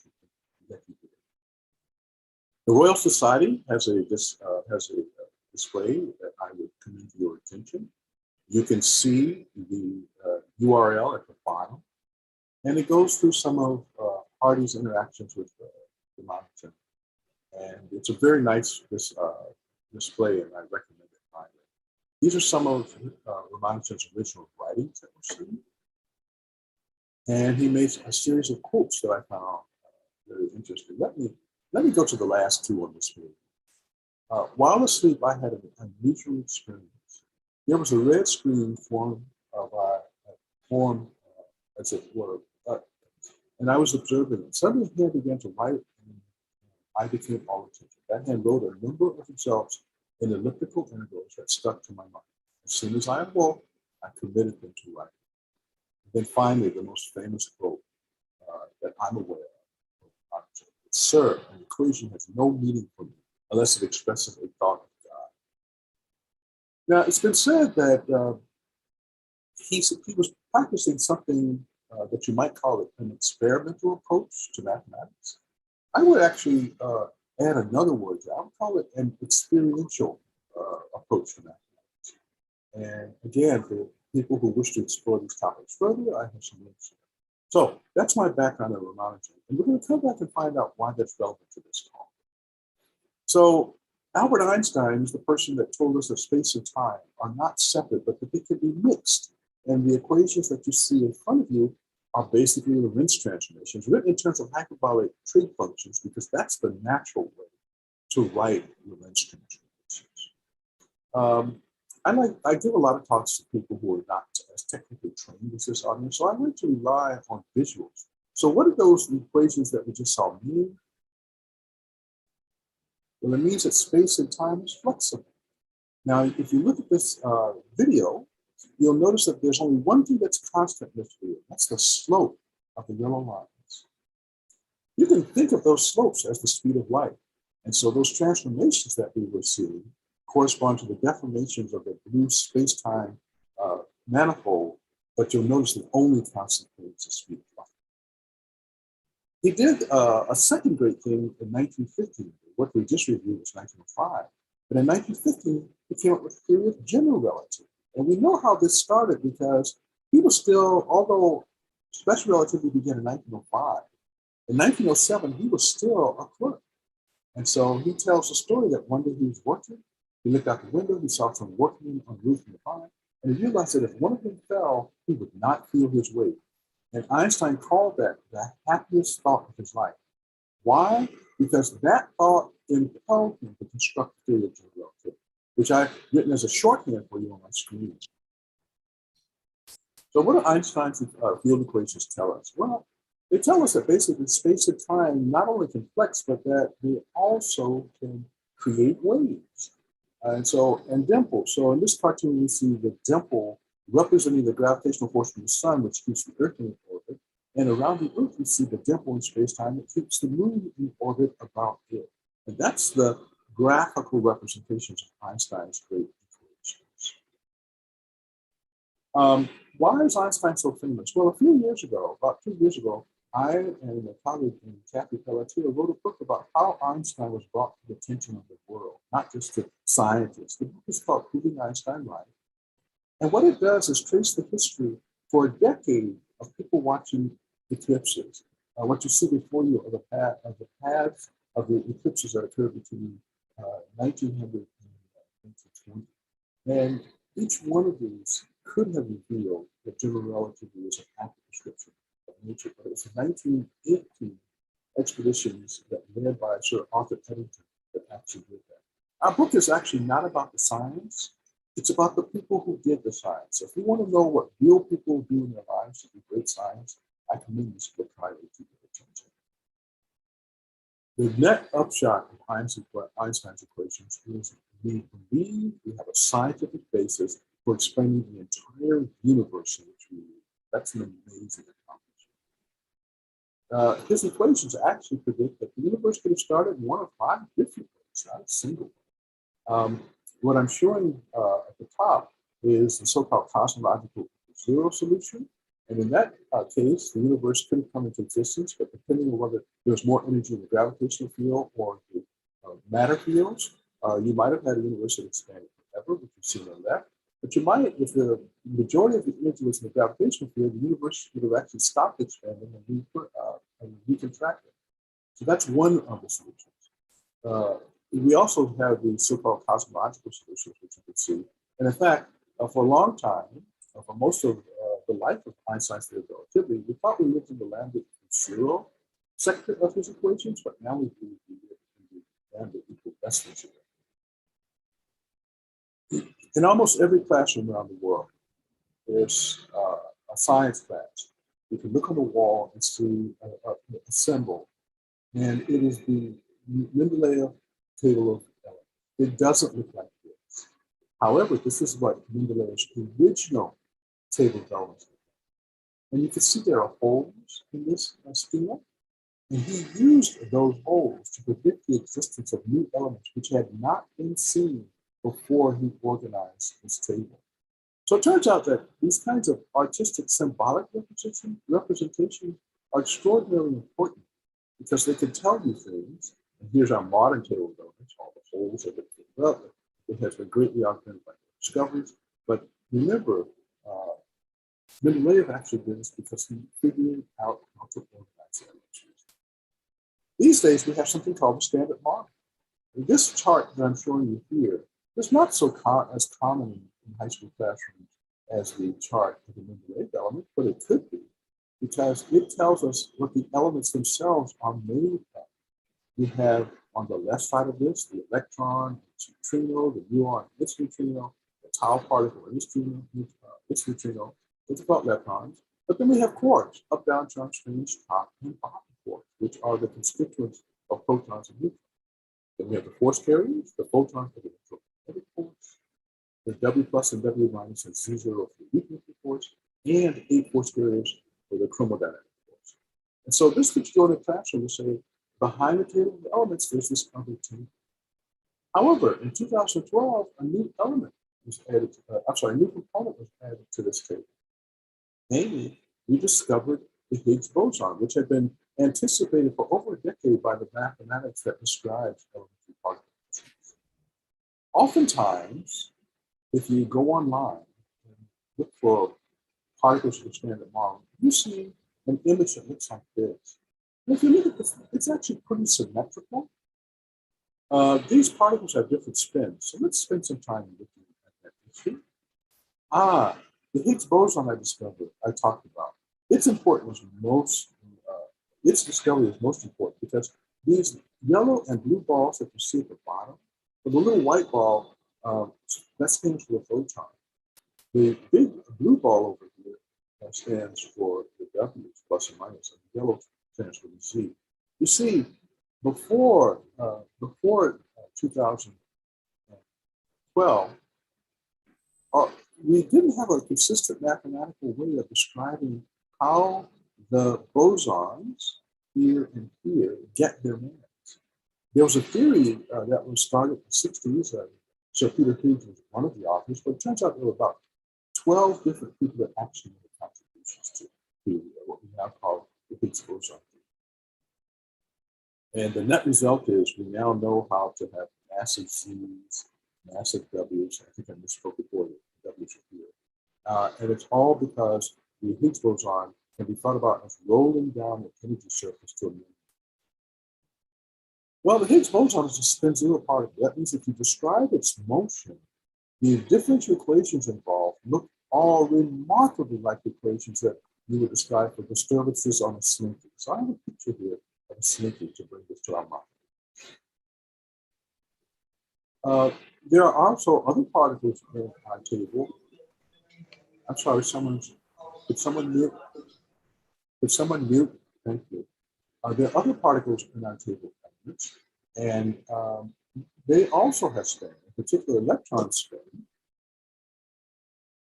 And so they behave as if they're little balls, but that you shouldn't actually think of this, although this is an analogy and it captures the mathematics. You shouldn't think of this as that electrons spin in the sense that we can see, because they don't. The mathematics is rather different. And in fact, part of that difference is illustrated by this chart, because you can imagine at the center of these spheres, there are electrons that are moving upward. And you can ask, what axes are they spinning along? And let's assume we have an ensemble of such electrons. Well, particles in that ensemble moving vertically could have their spin vector any place along the direction of that latitude that you see that the blue arrow is pointing to in the left-hand picture. Or they can have their spin vector pointed anywhere along the latitude that you see in the right-hand picture. But they cannot have this axial spin in any other direction. This is part of the mystery of quantum.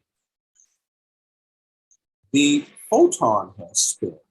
So this is something that classically we call polarization, but it's really an intrinsic spin property, much like the property of the electron, except that the rate is twice as large as that of the electron. When you study the mathematics of spin, you begin to realize, and this was done in the 1930s by Fritz and Pauli, that particles can actually spin at far more diverse ways than people normally think about. So this is an illustration not of a spin 1/2 particle, but a spin 3/2 particle, again, moving vertically as you look at these pictures. The particle you should think of as being defined at the center of these spheres, and its spin vectors can only point along the latitudes that are indicated in this diagram. What about the graviton?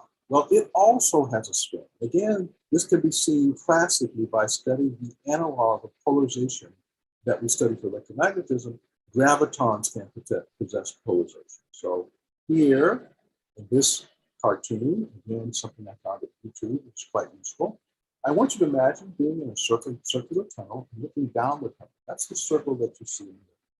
When a gravity wave comes from the back to the front of the tunnel, it causes deformations of the walls. And you can see those deformations here. Now, of course, in reality, you can't see these deformations because the actual motion It's on the order of 1/1000th the size of the nucleus of an helium atom. But this gives you a general sense of how you might go about thinking about detecting a graviton wave. Now, this is linearly polarized gravitational waves, but you can also have holistically positive circular polarization. As you can see, our tunnel undergoes a much more ballet-like set of motions than in the first case. And if you can have positive helicity, you should expect negative helicity. Now, we have detected waves of gravity at the LIGO facilities in the US and Virgo in France, which is a French-Italian collaboration. And these instruments have allowed us to see waves of gravity for the first time in history. However, these instruments have not measured the spin of the graviton, the thing responsible for those ballet-like motions that I showed you. That's going to be the next scientific challenge in gravitational wave physics. Now, it's very important to verify that the graviton performs those motions as it moves that I showed you, because those motions are predicted by Einstein's field equations.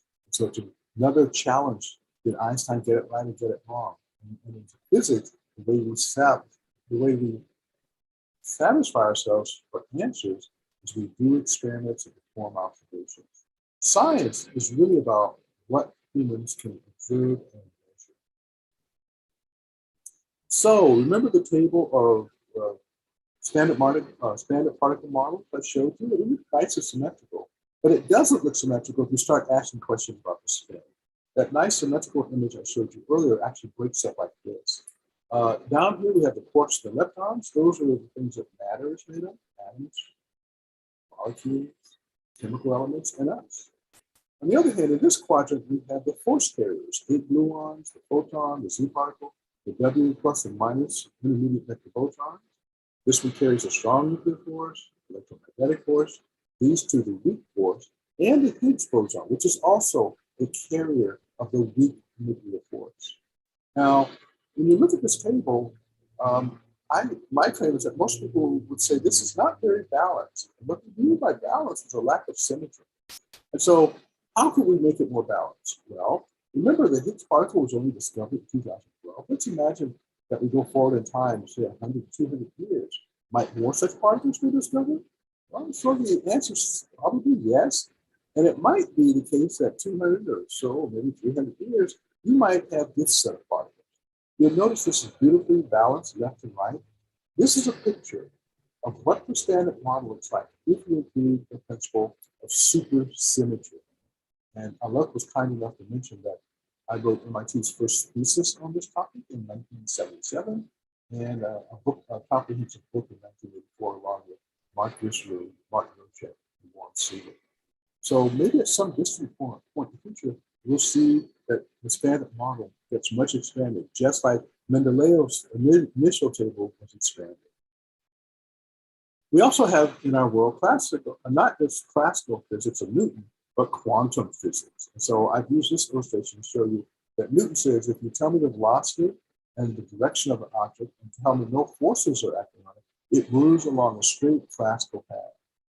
If you do quantum mechanics and you give the same information, there are actually an infinite number of paths that the particle can move along. I've shown you one in this diagram. They're jagged, they're piecewise, continuous. It's amazing what quantum mechanics allows. And it only says that you can take probabilities of these different paths. The classical path, well, like I said, that's Newton's second law. Everything's you put it in there. And you can apply that to things like electromagnetism, and in fact, Coulomb did. And Coulomb's law is a statement that we, in modern language, can think of as a following story. There are two electrons at the bottom of this image. One of them moves along and it emits a photon, which carries the message to the second electron that the first electron is close by, and that the two need to move apart. So here's the force carrier, and here's the matter particles. So this is like what classical physics tells us. Now remember the quantum path that I told you about? Well, it tells us a lot more complicated and interesting stories. So in fact, our two electrons might do the following. The first electron moves along and emits a photon, which travels to a point in space-time where my cursor is pointing toward. And at that point, the photon disintegrates into a positron and an electron. In other words, a particle-antiparticle pair. Particles and antiparticles have opposite charges, so they would be attracted back to each other. And at the second point where my cursor is pointing, the particle-antiparticle pair has now recombined to a second photon, and it's this second photon that carries the message you ought to be. Now, this kind of picture is actually a Feynman diagram. If you take relativistic quantum field theory, you'll learn how to calculate the integral expressions and the force laws that are associated with this picture. But not only this picture, there are an infinite number of such pictures. And those are what we refer to as the quantum corrections to the classical physics. If you replace the electron by a muon, and then instead of forcing electron-positron pairs to move around the loop, you get this diagram. And this diagram is actually related, we think, to some very interesting physics that is occurring right now. The muon, which is in the family with the electron, which is basically an electron but 200 times its mass, and has a magnetic moment. The classical value of that magnetic moment is the number 2. All of these small digits that you see following this are coming from Feynman diagrams. And in fact, hundreds of Feynman diagrams contribute to the current measurement. The ones I'm showing you are about a decade old, so these aren't that current. And in April of last year, it was noted that the magnetic moment of the muon looks like it needs contribution from those loops that I showed you, but the particles in those loops are not standard model particles. Now, this is astounding because maybe some of you know that starting in 2008, a device in Geneva called the Large Hadron Collider started looking for particles. Many people expected superpartners, that balance picture I showed you. They thought the first one of those particles might be discovered. I thought that was unlikely. And I said so in an article in Physics Today entitled "Is String Theory Phenomenologically Prior?" So this excites me. In fact, in that article in 2006, I said you should be looking to precision experiments, not the kind of what's called direct reduction that the vast majority of our community committed to in building the LHC and then searching for superparticles. Well, we talk about quantum, but quantum must also affect the realm of gravity. So on the right-hand side of this image, I have Einstein's general relativity. On the left-hand side of the image, I have Einstein and quantum. You might wonder what Einstein is doing on the left-hand side because it's famous that he never made his peace with quantum theory. Well, you see, in 1905, Einstein wrote a paper on so-called photoelectric effect. And that paper was one of the first papers that impelled quantum theory into existence. So even though he didn't ever make his peace with it, he had made a contributions to it coming into existence. So the standard model, those collection of particles I showed you, is mathematically what's called a fiber bundle. And you can see sort of a cartoon of a fiber bundle here. At the bottom, this sheet that we see, you can think about that as being where space-time occurs. According to space-time, label where you are on the sheet. The force carriers are related to saying that there are these tiny thread-like objects that are related to our manifold. And there are 3 classes of them. There's the electromagnetic set of threads. There are the SU3 set of threads, and there are the SU2 cross U1 set of threads. And so it looks like this is the structure that well, we know that mathematically the standard model comes from the structure. Now, in the 90s, 80s, 90s, and early 2000s, enormous amount of things were spent looking at string theory. And most people think of string theory as a higher dimensional theory, but I happen to know that you can have 4-dimensional strings. As long as 3 other physicists, such as Dieter Roost in Germany and Henry Tai at Cornell, we all showed that the string theory mathematics actually admits only 4-dimensional theories. These are almost never studied, but they do exist. And what that means is that string theory can be made to be consistent with the mathematics of the standard model at fiber bundle. It has three different sectors. The top sector is where energy, momentum, angular momentum are described in terms of string theory. These string variables here are not 10-dimensional string variables. They are 4-dimensional string variables. These are variables describe the different gauge groups, those fibers that I showed you. And then the mathematics of this final group. Remember we saw copies, that the electron had a copy called a muon.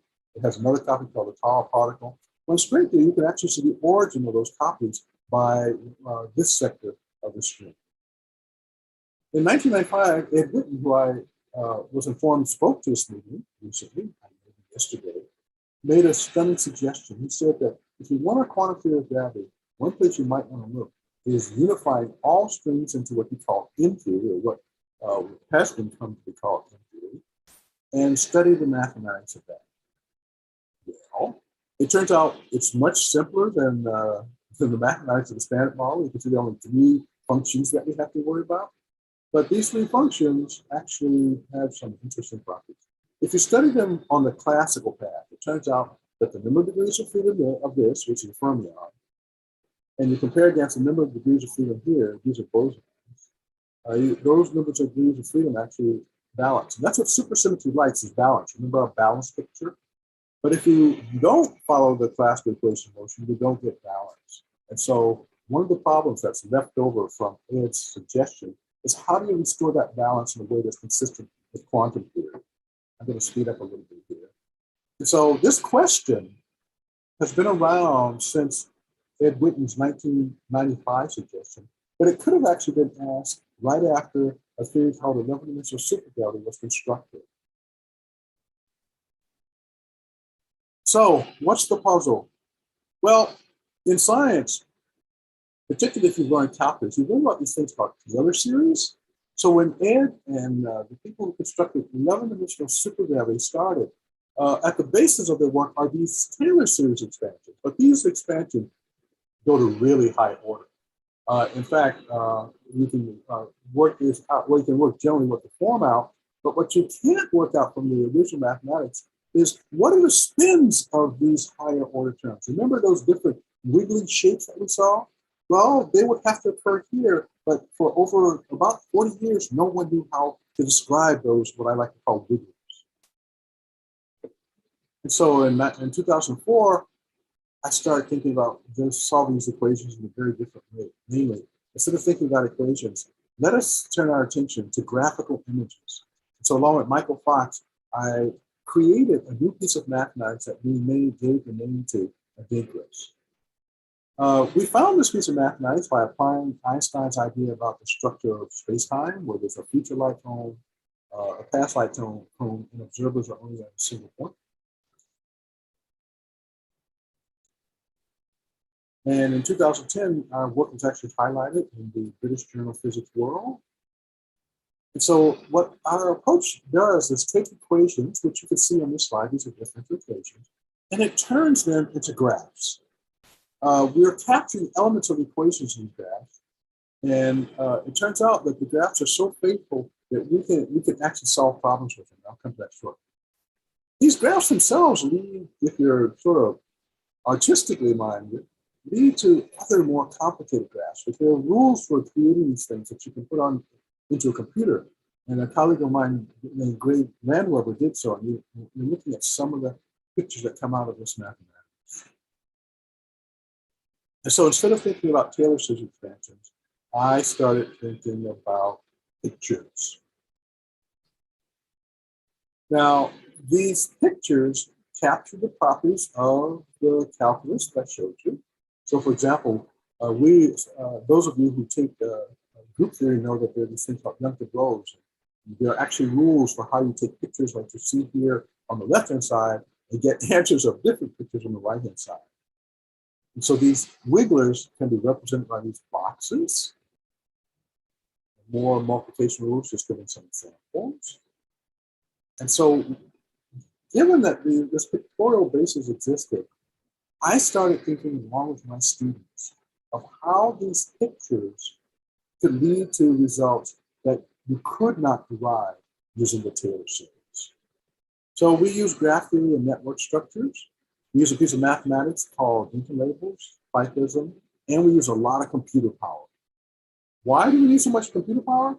Well, that Taylor series that Ed Witten's suggestion suggests indicates is important leads to 2,147,483,648 bosonic degrees of freedom and an equal number of degrees of freedom for fermions. And remember, supersymmetry likes to have balance, so that's why these two numbers have to be the same. But as I said, we know the numbers of degrees of freedom, but how do they wiggle? That's the question that no one could answer. Well, in 2020, working with two of my graduate students, Hazel Mock and Yandre Hu, we figured this out. But we figured it out not from the calculus-based Taylor series, but by studying properties of these objects, which are they're polytopes, but they're kind of the mathematical version of crystals. Once you understand the rules for constructing these crystals, then answering the Taylor series problem turns out to be nothing but turn the crank with a computer. And so we were able to analyze all of the wigglers, and we can tell you at each level in the Taylor series expansion how many wigglers occur and how they wiggle. In other words, their spin. The data comes out in the form of information like this from the computer. These are so-called Dinkin weights, and Dinkin weights are a map from strings of ones and zeros to the kind of spin that you see. So it's very beautifully adapted for use on computers, although Dinkin weights are, in fact, an independent subject that mathematicians discovered having nothing to do with computer science. So on the formal side, I think the tools for projects for the future will include algebraic geometry and topology, graph theory, information theory. And let me talk about information theory because in some of my research, we were able to show that error correcting codes, classical error correcting codes, show up in the representation theory of supersymmetry.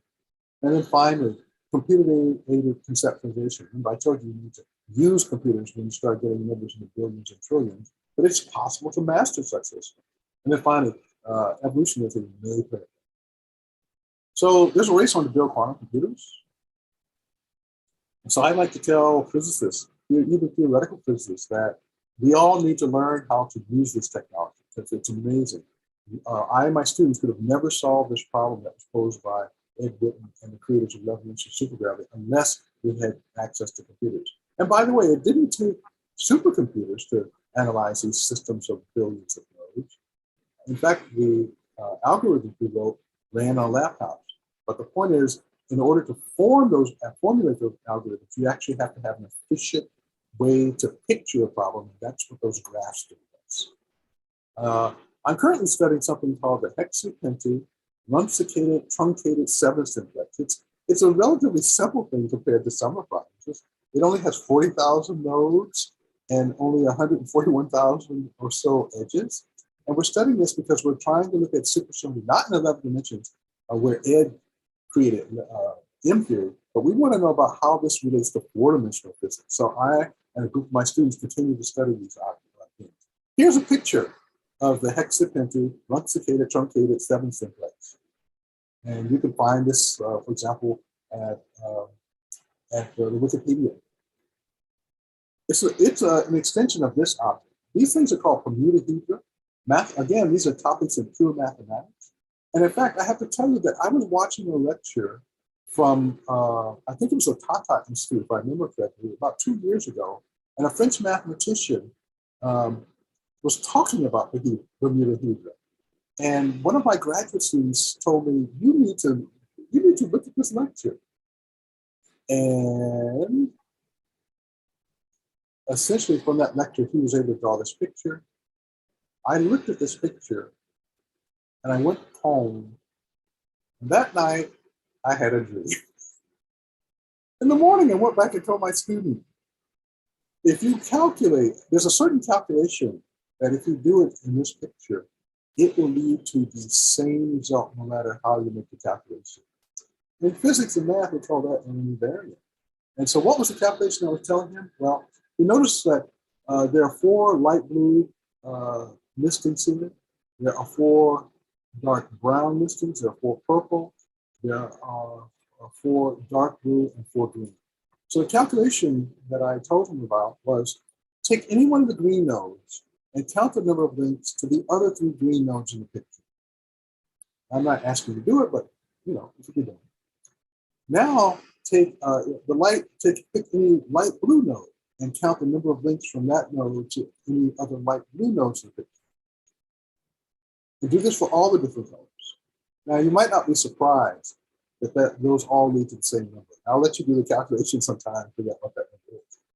But the big surprise was that now pick, say, the light blue node at the bottom and count the number of links to any of the orange-brown nodes. It turns out that those also yield that same number as the previous calculations. And this is true for any pick one and then go to the same color form. Now, the thing that's odd is that, as I said, I had a dream over the evening. So the next morning I went back and I told my graduate student, if you do the calculations over all of these, you're going to find the same number. And I didn't do the calculations. I just knew this was the answer. And after a couple of weeks and writing a computer program, my student came back and said, you're right. And we're going to come back and talk about that in a moment. These Bermuda are very interesting objects. And we're the only group in the world that has recognized this relationship between this mathematics and supersymmetry. So we're using this to explore further properties. Like we were able to derive the answer to that question about the Taylor series using non-calculus-based mathematics, discrete mathematics. So these are collections of what we call super multiples.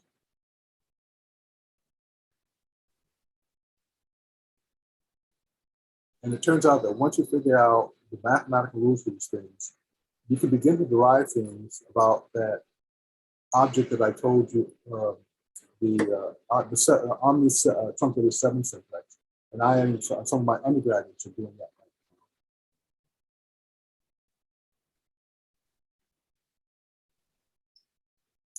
And so, why did I talk about this last part? And what in the world does that have to do with Ramanujan?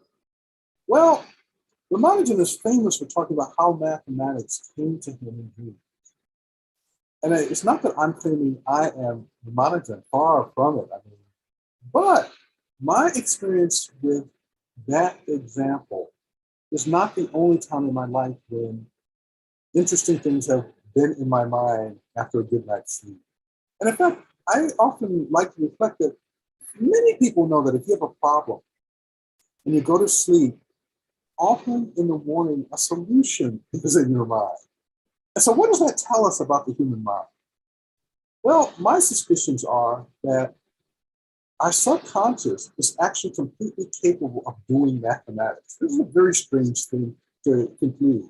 But I've experienced, as I said, things like this, not as much as on the scale of Ramanujan, but it has been a recurrent theme in my life that I've awakened in the morning and known things mathematically, not just arbitrary things. In the case of what I just showed you, the calculating that number, I knew that answer, and 300 calculations later using a computer, my student had verified the answer.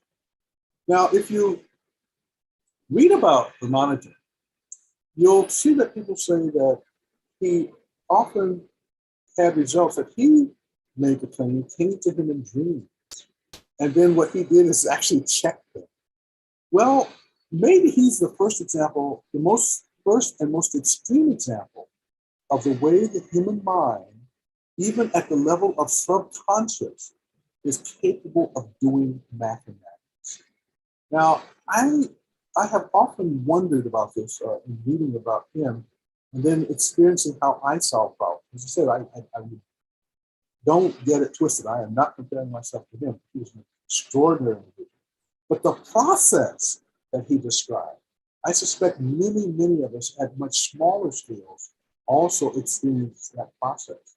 And if that's the case, then it tells us something very interesting about solving mathematical problems. Namely, that we have a mode for solving these problems, which looks very similar to dreams or meditation. It's when a problem becomes so deeply embedded in our emotion, a different part of the brain kicks in and provides answers to relieve the emotional pain. That's what I think is going on. It's an amazing thing. And I hope many of you get to experience this. So here I have my acknowledgements for the talk. Some of the graphics I use are coming from a product I produced for the great courses called Super String Theory, the DNA of Reality.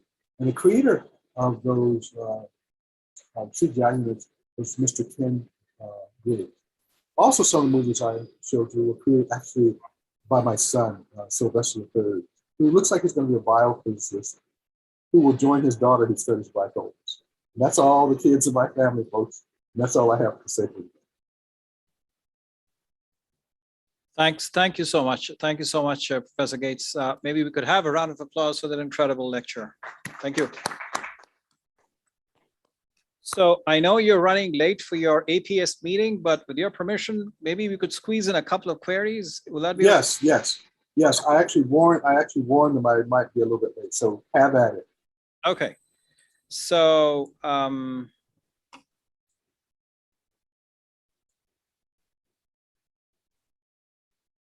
right, so there is a query by Kumar Ashutosh, and it says, what if the disbalance, okay, the appearing in the Sugra is inherent to the physical world itself, and we are just trying to balance it out of habit? Well, that's something to recognize as a possibility. But if you look at the history of symmetries, we've never actually found a deep symmetry that nature herself didn't make use of. That suggests that having discovered supersymmetry as a remember, although I talk about this as balance, that's not how it was discovered. It was discovered using differential equations and Lagrangians and quantum field theory. That's how supersymmetry was discovered. So this balance aspect is simply a metaphor that allows me to easily explain what are the essential questions that are being answered. So it's not that, oh, we're just trying to balance a picture. That's not what happened. So yeah, it could be possible, but I suspect that won't work out. Okay. I could ask a small query of my own. So I mean, this amazing work that you have started, especially the Adinkras program, the Prometeo-Hedron program, and so I mean, it's a beautiful pictorial way of understanding representation theory and supersymmetry. So I was wondering, I mean, you already talked about the fact that there could be possible connections with the algebraic geometry and the likes. So I was just wondering if this entire program could be encoded / decoded / reworded / reoriented, etc. in terms of I don't know, something in geometry. Let me suggest something modular. Are these somehow modular forms behind all of this? That's the way I would put the question. And I suspect the answer is yes. If you look at a lot of the work that is going on in theoretical physics right now, for example, the amplitude hedron that Nima Akani-Hamed talks about, or cluster algebras, or the celestial approach to scattering amplitudes, all of them have a common theme of graphical, that they can be represented in graphs, and then basically these are objects that are algebraic topological. And so what the work that, like I said, we didn't do this work actually we did this work before people started talking about the Prometeo-Hedron, the amplitude hedron. So we didn't do this to try to glom onto a theme that we saw. We were simply trying to answer the question, if you look at SU3 theory, we know that polytopes are there. There are these diagrams where you see triangles and octets and all those pictures. Those you can think of those as mathematical crystals. And so the question that puzzled me for decades is, why haven't we seen the crystals that underlie supersymmetry? And that has driven me to this point where we discover these really weird and bizarre connections to mathematics. Very good, very good. Okay, so I think we should not keep Jim. No, as I said, I'm willing to take a few more questions because I did send an email message just before we began that I'd probably be late to my next appointment. So I can take a few more questions. Okay, so it seems I'm not seeing although it was conveyed that we can have questions put on the chat session, but apparently people have been a little miserly in using that option. I don't see. Okay. So maybe I could be ask you one more question because Sure. I have 2 minutes. Go. great. Okay, so the pictures that you draw and especially the language that you use almost cry out to me that, hey, why don't you try out toric geometry and map the problems? You already in some sense addressed this in the previous query of mine, but maybe mapping representation theory to singularities in toric fibrations, for example, in internal geometries relevant to string and M-theory compactifications. Do you think that could possibly have? It could, because I have to tell you, maybe 10 years ago, working with my collaborators, and by the way, I need to acknowledge all my collaborators. I have a galaxy, and anyone who actually goes to the archive to look at papers that have my name, this is my collaborators. And one of my set of collaborators is a set of mathematicians. And one of them is actually an expert on toric varieties. So yeah, there is a real possibility that somehow such a mapping could be done.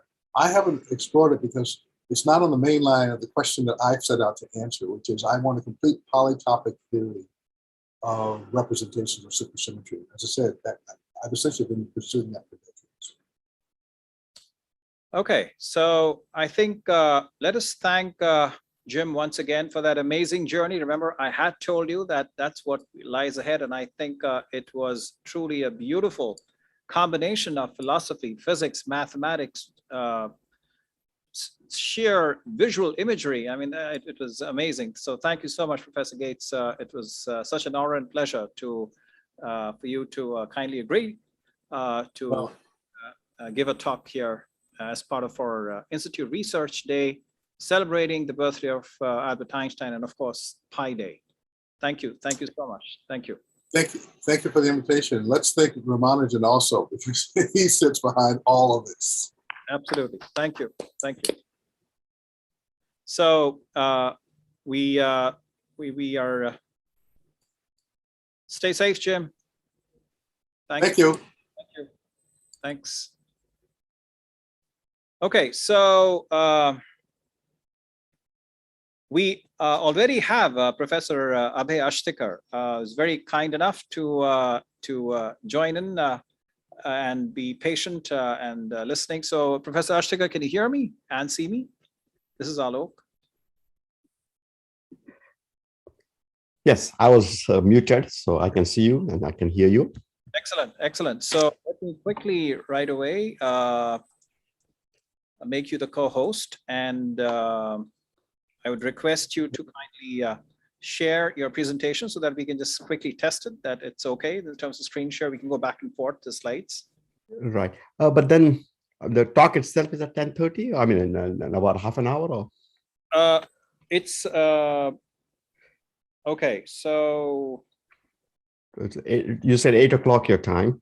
Yes, that's right. We do have about 27 minutes to spare, but I was since we are all here. I mean, it's up to you. Should we take like a 15-minute break of sorts? I don't know, or should we? Yeah, I don't know, because some people from outside might be joining at 8 because it was announced at 8. It's up to you. It's up to you. I mean, I can.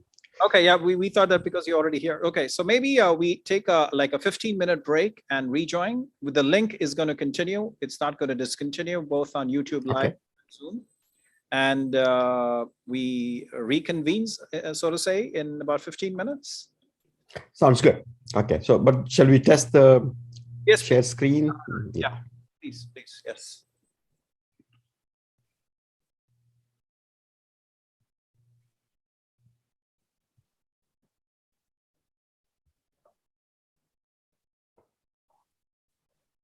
Can you see it? Yes, could you kindly go back and forth? I mean, just change. Yes, right. That it work. That's probably the start. Oh, okay, excellent. And we can go back as well, I think, back to the starting slide. Perfect. Okay. And you see my cursor also? I absolutely, yes, I do. I see the arrow. Wonderful. going Yeah. up. All right. So in about 15 minutes, we start again. Is that okay with you? I mean, Absolutely. So how have you been? How is Penn State? How is Philly? How well, the COVID goes up and down. Right now, fortunately, it's coming down, but it has been quite high in the last month or so. I mean, I think basically there's COVID, but we are also the community is very saddened by what is happening in Ukraine. And that I think is really weighing on people. Absolutely. So, I mean, thank you. I see. So you the classes there at Penn State, are they in the offline mode? They're in person. Yeah, Yeah. they're in person. I see. They're continuing to be in person. They've been right. So everybody has received their booster dose as well, in addition to the 2 shots, or? I mean, it's a crazy country in which the everything has been really available, but not everybody is taking advantage of it, unfortunately. But I think that in terms of student body, yeah, it is certainly more than 90%. And with the faculty, it is probably 98, 99%. I mean, there are some people who have medical issues, and so they cannot actually take the shots. But yeah, I think within campus, everything is okay, but outside it's not so okay. There is still a lot of resistance for irrational reasons. I understand. So I guess that probably also holds true in terms of wearing and not wearing masks, face masks. Like, for example, here nobody's wearing masks, more or less. I see. Yeah. So I think it is loosening right now, but until we had a spring break this last week. And so we, I mean, before that, the masks were required everywhere. And now the masks are still required in classes and so on, but not necessarily on campus everywhere. Yeah, I guess I'm seeing the people in the waiting room coming in. So maybe we should just admit them. And okay. There's a nice student team who is normally very alert and okay, all right. Are doing the needful because they're also co-hosts. So we have Lucky and Shubham who will always be there and will do the needful. All right. All right. Because I just admitted a couple because the notice came up on my screen. But yeah, sure. If they're taking care of it, then that's fine. Okay. So I'll see you in about 10 minutes then. Sure. Is that okay? Yeah, okay. I'll just get some water.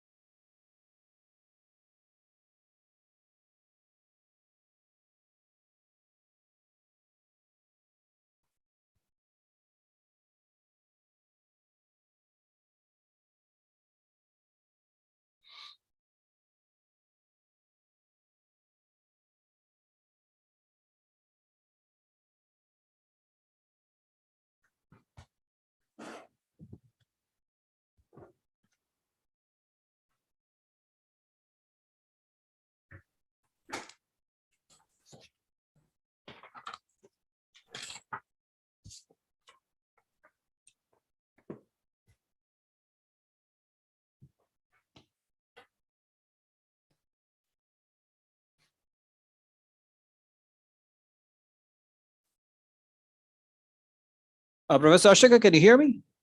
Yes, I can.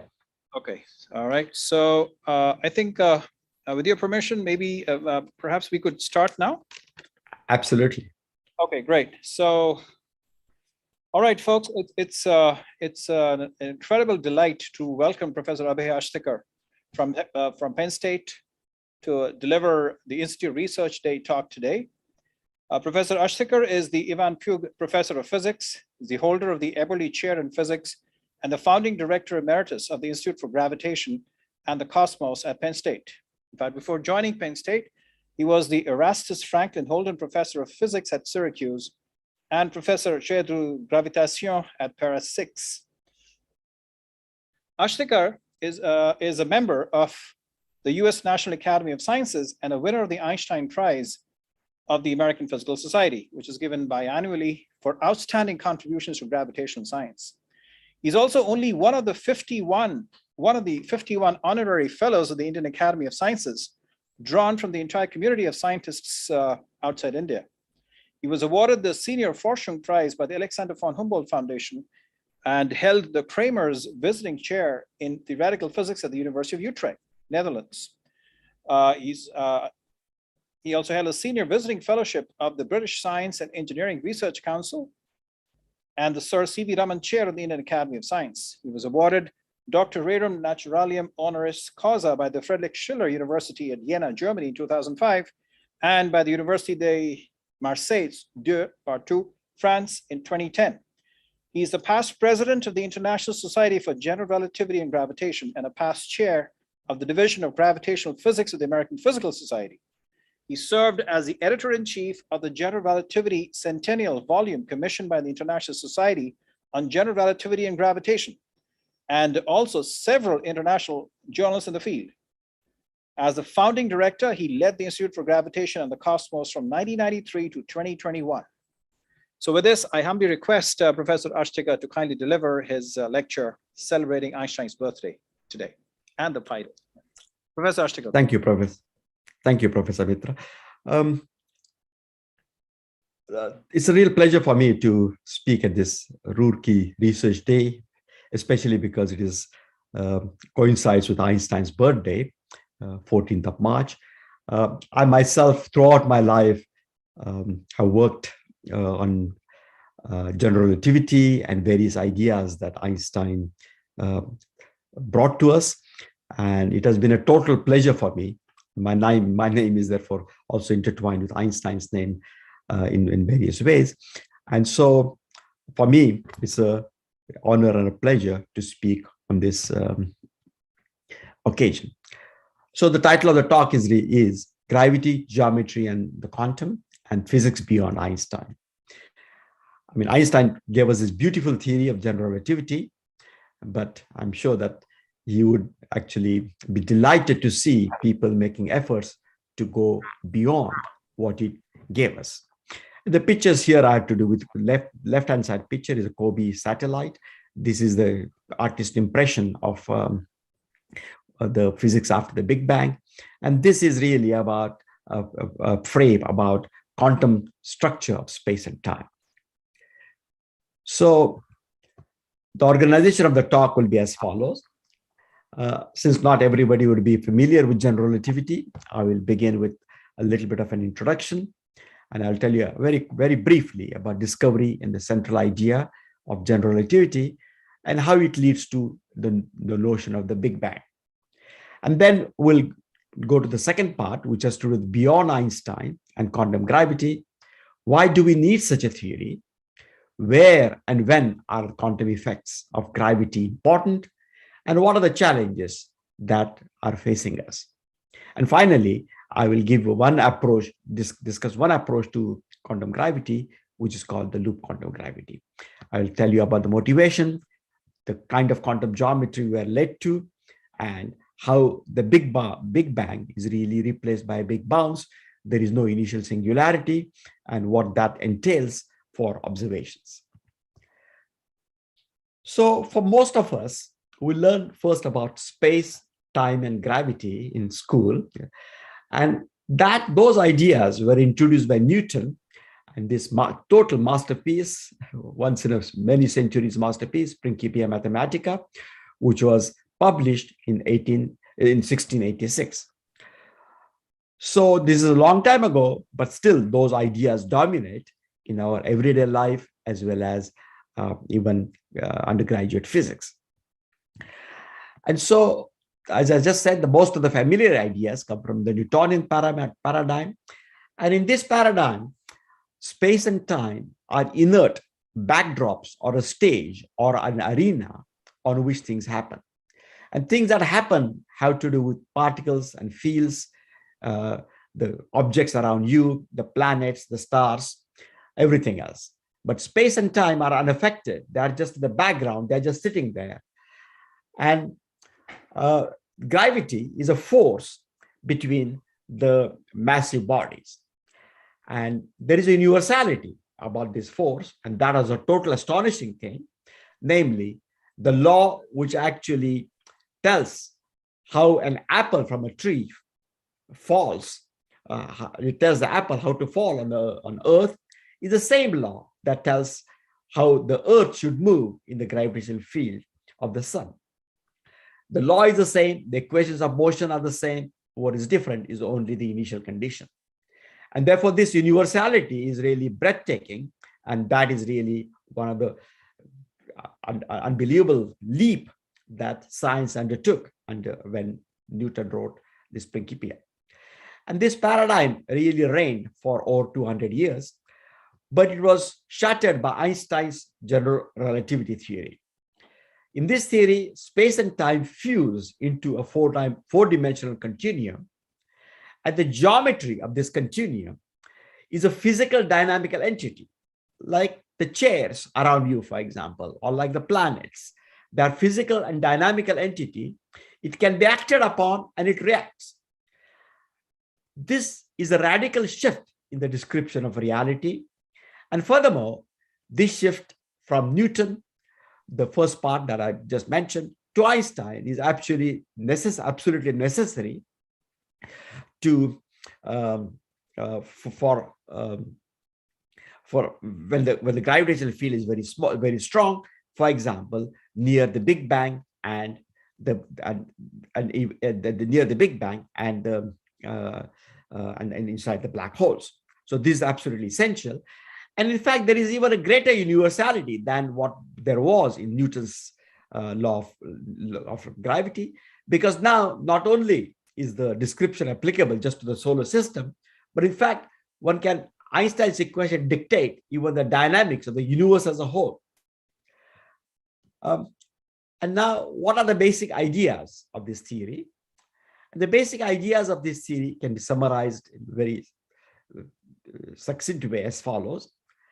The first is that space-time is not an inert background, but is a physical entity, as I just mentioned. And so the outrageous idea that Einstein had is that gravity is not a force, but it's a manifestation of the curved nature of the space-time geometry. Now, one might say, why is it that gravity can be encoded into the very geometry of space-time, but not other forces, like, for example, electromagnetic forces, electricity and magnetism? The reason is that geometry, like gravity, is omnipresent.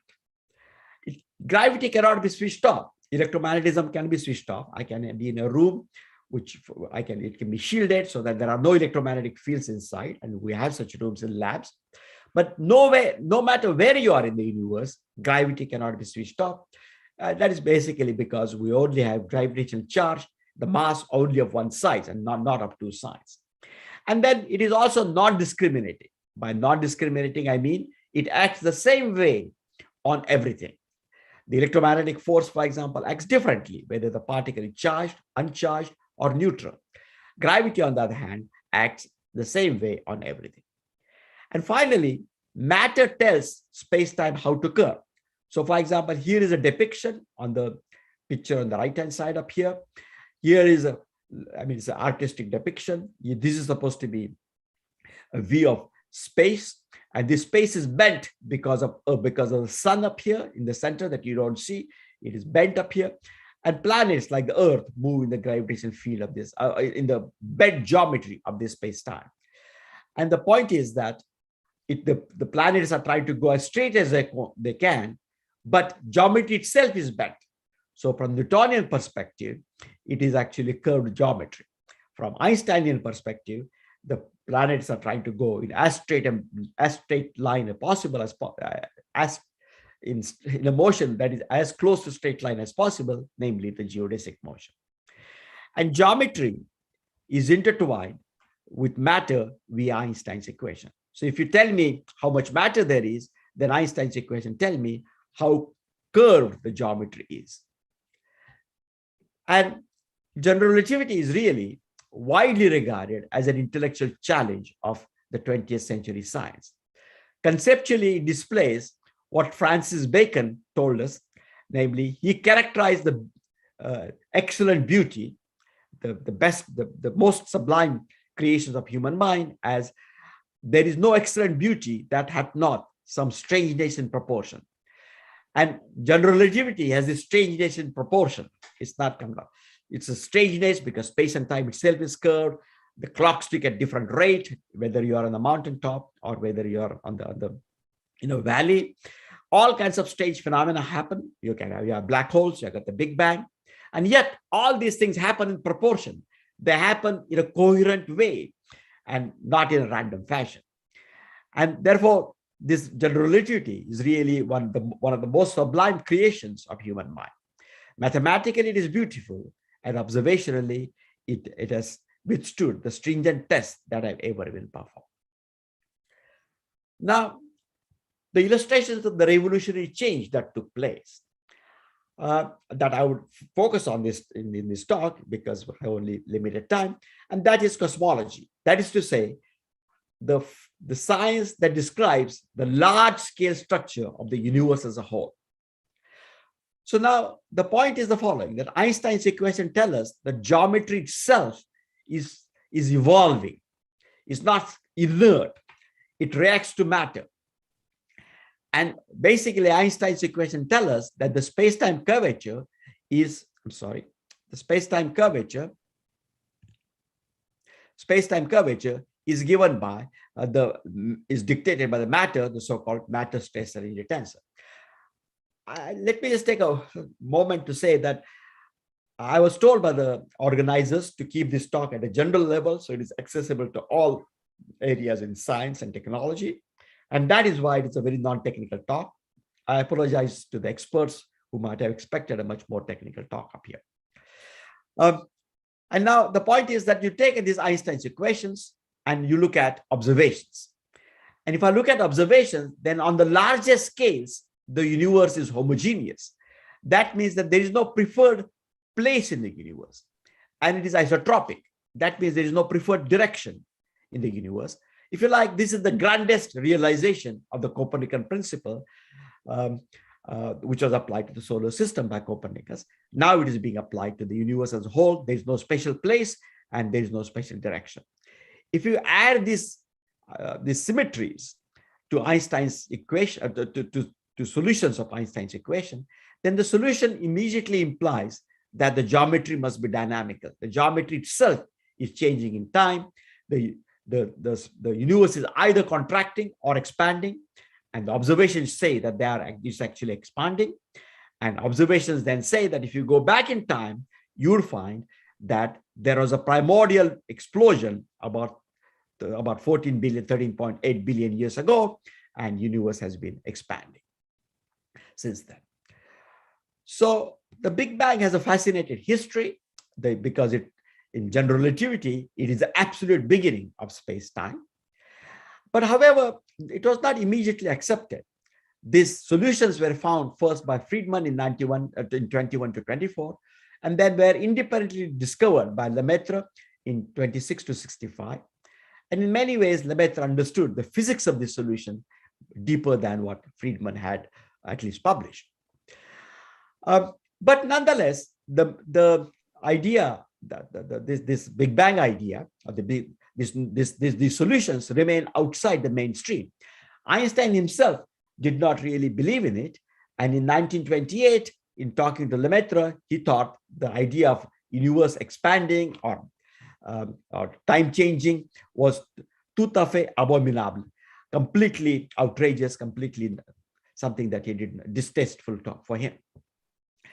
But then when Hubble's discovery came that the universe is actually expanding, then in 1931-32, Einstein changed his mind.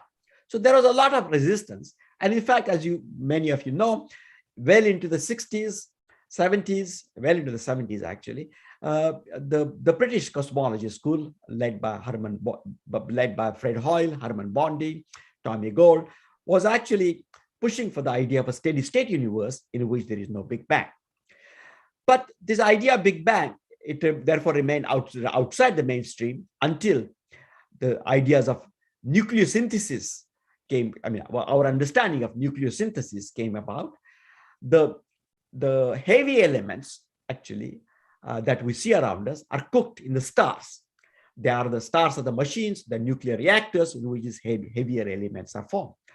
But the lightest elements, their abundance cannot be explained by just this nucleosynthesis in the star.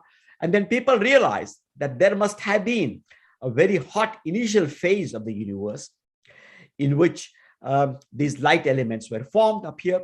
And therefore, this was the work of Gamow and his collaborators. And then this nucleosynthesis said that there had to be the universe was hotter in the past than it is today. And that meant that the universe is evolving. And then finally, there is a cosmic microwave background, or the CMB. This is basically the radiation that was emitted when the matter decoupled from radiation. Until then, the universe was too hot. Matter and radiation was sort of, there was a plasma. The bound states of atoms could not be formed. Once the universe cooled enough, about 380,000 years after the Big Bang, then the statement is that the matter could actually be formed. Hydrogen atoms could be formed, and then the photons got released. And these are the photons that we see with the so-called cosmic microwave background, which is absolutely everywhere around us. And the spectacular success over the last 3 decades has to do with the origin of the observed large-scale structure of the universe. Namely, there are tiny inhomogeneities in the cosmic microwave background that were actually seen by various observational missions. There were 3 major missions. The first was called COBE, the second WMAP, and the third Planck. And the Planck released its data only relatively recently in 2000, and the final data 2018. And this has enriched our understanding very much, and we can trace back the observed large-scale structure of the universe shown in the left-hand side up here in this diagram.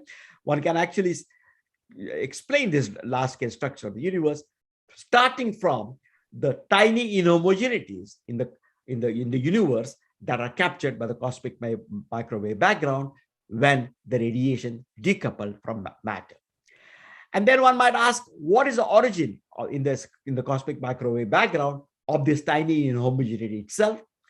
And interestingly, one of the leading scenarios that we have today is inflation. And interestingly, in that scenario, in fact, these tiny fluctuations were seeded much earlier in the history of the universe at the onset of inflation. And that is because of the quantum fluctuations of the space-time geometry itself and the quantum fluctuations of matter in the early part of the universe up here. And the exponential expansion, which is the inflation, occurred much before this decoupling of matter and radiation. And so this really, Einstein has had a huge triumph. I told you about the cosmic microwave background, but also in astrophysics. On the right-hand side, you see gravitational lensing predicted by general relativity. On the left-hand side are the orbits of the star around the central black hole in our own galaxy. The left picture is that of 2 neutron stars which are colliding, and these collisions emit gravitational waves which are accurately predicted by general relativity, and they have been detected in the terrestrial detectors by LIGO and Virgo. And then on the right-hand side up here, you've got 2 black holes which are colliding, and there are many such events, more than 100 such events that have been seen to date. And then in the middle is really the curves which represent the motion of a binary system called the Hull-Taylor's pulsar. This is the 2 objects. One of them is a pulsar. They are orbiting around each other, and as they do, they emit gravitational waves, and as a result, that are slightly falling towards each other, coming closer to each other. And one they produce for us very accurate tests of general relativity. There is a centennial volume which was published in 2015 to celebrate Einstein's general relativity. And for those of you, particularly research students and postdocs who might be interested in understanding the current status and also historical development, conceptual development of various ideas, there are 4 parts, and these 4 parts will give you an up-to-date information about general relativity. Okay, so this is the first part. Now let me start with this, begin with the second part. Quantum gravity. Why do we need it? Where and when is it important? And the challenges. And this theory would take us beyond Einstein. So the limitations of general relativity are the following. It is a very beautiful, sublime theory. It has been accurately tested in astrophysics, but it has limitations. And they arise because it ignores the rich quantum physics. We apply general relativity to astrophysics and cosmology, and quantum physics to atoms, nuclei, and elementary particles. So it's kind of a divided, slightly schizophrenic view of looking at the universe. But near the Big Bang and inside the black hole, the most dense objects or the largest scales and the smallest scales, they come together. And then they meet, and therefore then general relativity predicts that we have got infinite matter density and curvature at the Big Bang, the smallest, in the smallest volume, we have got lots and lots of matter, so infinite matter density up here. And then the framework, Einstein's theory, just breaks down. And therefore, Einstein's theory would just predict that there is a singularity, there are infinities, and physics just stops. But this is then a strong hint that this pathology arises because we ignore quantum physics. And because quantum physics will be important at very strong densities of matter and very high curvature, which is completely ignored in general relativity. And here is an artistic impression of the Big Bang on the right-hand side picture up here. Time is running up and space is in this 2 horizontal direction. And here the universe, so to say, begins. At the moment, the universe is expanding. So we are here somewhere. And if you go back in time, then you will see that the universe is actually contracting.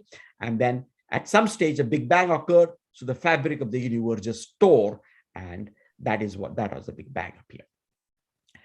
Now, the interesting thing is that people generally think of Einstein as being opposed to quantum mechanics. And it is true that he wrote criticisms of the then understanding of quantum mechanics, many of which are applicable even today, which has to do with whether quantum mechanics is complete or not. But he had a lot of respect for quantum mechanics. There's just no doubt about it. And here is sort of an example in the paper of 1916, where he first predicted that general relativity will have gravitational waves, which, as you know, has been spectacularly verified by LIGO Virgo detectors over the last 7 years. And Einstein said, nevertheless, due to the interatomic movement of electrons and atoms would have to radiate not only electromagnetic, but also gravitational energy, if only in tiny amounts. So if the atoms were described only classically, classical Maxwell theory and classical general relativity, then they would be unstable because they would be radiating this energy. As this is hardly true in nature, it appears that quantum theory would have to modify not only Maxwellian electrodynamics, not only will we need quantum electrodynamics, but we will also need a quantum theory of gravitation, a new theory of gravitation. Now, the statement is that this statement was made in 1916. That was a long, long time ago. More than 100 years have passed since Einstein said that. Then why is it that general relativity and quantum physics have not been unified even today? Now, everybody's first reaction, if you ask physicists, it is, well, I mean, there are just not enough experiments. I mean, there's no direct experimental data, or which is really, which has to do with quantum gravity. I mean, no direct ramification of quantum gravity has been observed. Already, general relativity needs quite advanced technology. By the way, maybe you know, maybe you don't know, but the global positioning satellite system does use general relativity, does use the fact that space-time is curved. the curvature on Earth is different from the curvature where the satellites are. But that really is advanced technology. And the effects of quantum theory of gravity are much smaller than those of general relativity, and therefore much smaller than what we routinely measure in the lab. And therefore, no quantum gravity effect has been measured directly. And people always say that that is the reason why quantum gravity, we do not have theory of gravity, quantum gravity. But logically, this doesn't make any sense, to me at least, because usually it is hard to construct theories for theoreticians because there are all these observational constraints that we have to fit. Now, if there are no observational constraint at all, it should be very easy to construct theories. We should be able to churn out a theory a week. Why is it that we do not have a single, consistent, complete theory of quantum gravity? And therefore, this no experimental data cannot be the whole answer. And my view, the real answer is that to construct such a theory, we need a new syntax to describe all of fundamental physics. And that is hard. Now, why is this so? Well, in general relativity, gravity, as I just mentioned, is coded in the geometry of space-time. And therefore, quantum gravity is really, if you have a quantum theory of gravity, then it will also be a quantum theory of geometry. And geometry is general relativity is a physical entity like matter. And therefore, quantum geometry, just like matter, has atomic structure. The screen that you see in front of you looks smooth. But of course, under my electron microscope, you will see it as discrete atomic structure. So the idea is that the geometry of space and time itself should have microscopic structure, atomic structure. And then the question is, what are the atoms of geometry and how do they fit together to give us the picture of continuum under normal circumstances? Can quantum gravity provide us with equations that still hold at and beyond the Big Bang inside the black hole? Can we describe these atoms of geometry adequately with good theoretical underpinning and good mathematical equations? So this is the place where the continuum actually tears and the classical physics stops, but still, maybe using that equations that govern the atoms of geometry, we'll be able to continue physics. And what is the appropriate mathematical and conceptual syntax to describe physics if you don't have a continuum space-time geometry in the background, but this atomic structure? Or if you like, you only have probability amplitude that the space-time geometry is this or that the distance between 2 points, you cannot really measure in principle accurately. There's only a probability distribution of the results that you would obtain. If this happens, then how do you do physics? How do you make predictions? And this is really hard, and that requires a new syntax to do all of physics. And so this is the second part, and therefore now let me go to the third part of the talk, which has to do with loop quantum gravity. And this is one attempt to provide a quantum theory of gravity, and I will tell you about the motivation and then how quantum geometry arises in loop quantum gravity and what happens to the Big Bang in quantum gravity. So that is what we would like to see. So loop quantum gravity, here is a community. It is an international community with many, many countries that are represented. There are about 20 to 30,000 papers on the subject, and it's a big area. It has celebrated its 30 years, and therefore there's no wonder that there are so many papers and there are so many groups. There is an biannual conference, and it draws more than 200 people consistently over the last 30 years. So what is the quantum geometry in loop quantum gravity? Well, the hallmark of loop quantum gravity is that it retains the fusion of geometry and gravity of Einstein's, and it replaces. So because Einstein wanted to have geometry and gravity, and therefore Einstein had this syntax of mathematical language he had to use, or the syntax he had to use for describing the world was that of the Riemannian geometry, a branch of differential geometry in which there is a metric which tells you what the distance between 2 points is. It is not just the flat metric, dx squared plus dy squared plus dz squared, but it's a curved geometry, as we just saw. And this is the generalization of the flat geometry, which is the Riemannian geometry. Then we have to replace it. In loop quantum gravity, it is replaced by quantum Riemannian geometry. Not only matter, but space-time geometry itself is quantum mechanical at the birth. And therefore, when we need brand new mathematical and conceptual tools to do physics without a space-time continuum. And this is provided by this quantum Riemannian geometry. So here is a picture that is depicting here.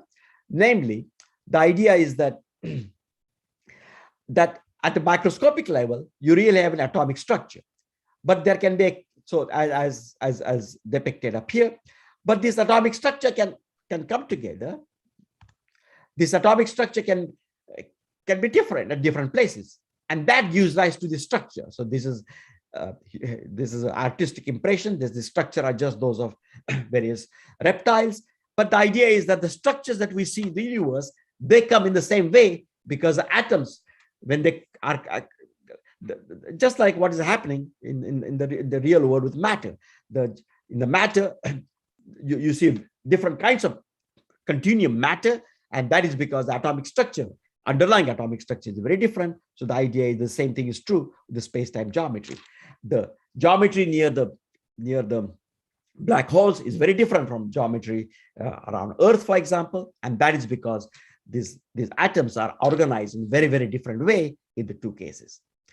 And the key consequences are that, in fact, the fundamental excitations of geometry or of gravity are one-dimensional. So the space-time continuum, you can literally think of as a continuum, as a piece of cloth, if you like, that is woven, is a fabric that is woven by one-dimensional excitations, one-dimensional quantum threads. And these are, therefore, these quantum threads are polymer-like, they are one-dimensional, but they actually combine together to give us the impression of this continuum in the everyday life. And the analogy I like to give is that of a shirt. If you just look at your shirt, then you will see there's a smooth continuum. But of course, you can just look at under a microscope and you will see it is woven by one-dimensional thread. And the claim is that in loop quantum gravity, the same is true about the space-time geometry itself. And Einstein's continuum is thus a very, very much an approximation, just like your shirt is when you look at it on everyday life. But if you look at it under magnifying glass, it has atomic structure. So Einstein's continuum is only an approximation. And the examples of quantum geometry is that there really is a minimum area. In other words, if you take a two-dimensional surface and if you shrink it, then of course you can shrink it to zero, but you cannot continuously shrink it to zero. There's a minimum non-zero area that is called the area gap, and it is about 10 to the minus 66 centimeter square. So it's really very, very, 5.1 times Planck length squared, which is about 10 to the minus 66 centimeter square. So it's very, very tiny, but it is discrete. And it's so tiny that with our most advanced instruments, we cannot see this quantization directly. So when does quantum gravity become important? Well, there are three fundamental constants of nature that enter in quantum theory of gravity. Because it's gravity, there is G. Because it is a generalization of general relativity, which itself is a generalization of special relativity, there's a speed of light, and then there's a Planck's constant because it's quantum mechanical. The unique combination of these three, which actually have dimensions of length, and that is about 10 to the minus 33 centimeters. And that is why the quantum of area is about 10 to the minus 66 centimeters. And this sets the scale at which Einstein's continuum completely breaks down.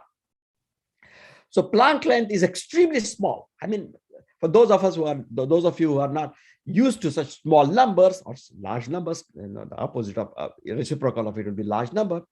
Well, we can look at how small is a Planck length. Well, let us take a proton. Now, proton is a subatomic particle which resides in the center of the atom. So proton itself is about 10 to the minus 5. Size of the proton is about 10 to the minus 5 times the size of an atom. But let us take the proton. The proton radius divided by the Planck length is about 10 to the 20. So proton is a huge object compared to the Planck length. How big is the 10 to the 20? I mean, I think we don't have a good grasp of these big numbers. So 10 to the 20 in dollars, for example, would be the Indian budget which is about $460 billion for 2022. So it's a Indian budget for $1 billion years at the 2022 rate. So it really is a huge number up here. So even the proton structure, which we probe at CERN and particle accelerators that Jim Gates was talking about, that is a huge thing compared to the Planck-Planck. And we're trying to construct the theory which would be good to the Planck-Planck, and that is why it is so difficult. But these effects come to the forefront when there is extremely high curvature in space-time, and that is when precisely when general relativity fails. This is near the Big Bang, and these circumstances which we cannot create on the Earth or inside the black holes. That is where general relativity fails, space-time ends, general physics comes to a halt according to general relativity, but the real physics would not come to a halt if we include quantum mechanical effects. So to go beyond general relativity, we had to use loop quantum gravity equations governing the quantum threads, the atoms, atomic structure of space-time itself, rather than Einstein's equations governing the continuum fabric of space-time. So back to the Big Bang of general relativity that I told you about. In general relativity, there's an unambiguous prediction of Big Bang, but that is where the equations of general relativity fail.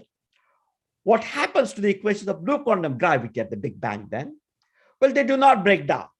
And there is a major departure from Einstein's equation near the Big Bang. The Big Bang is replaced by a big bounce that is on the cover of this Scientific American paper, which was on loop quantum gravity. The space-time continuum of general relativity tears, but the quantum threads have precise and well-defined behavior. Quantum physics does not stop, and loop quantum gravity equations tell us that there was no Big Bang.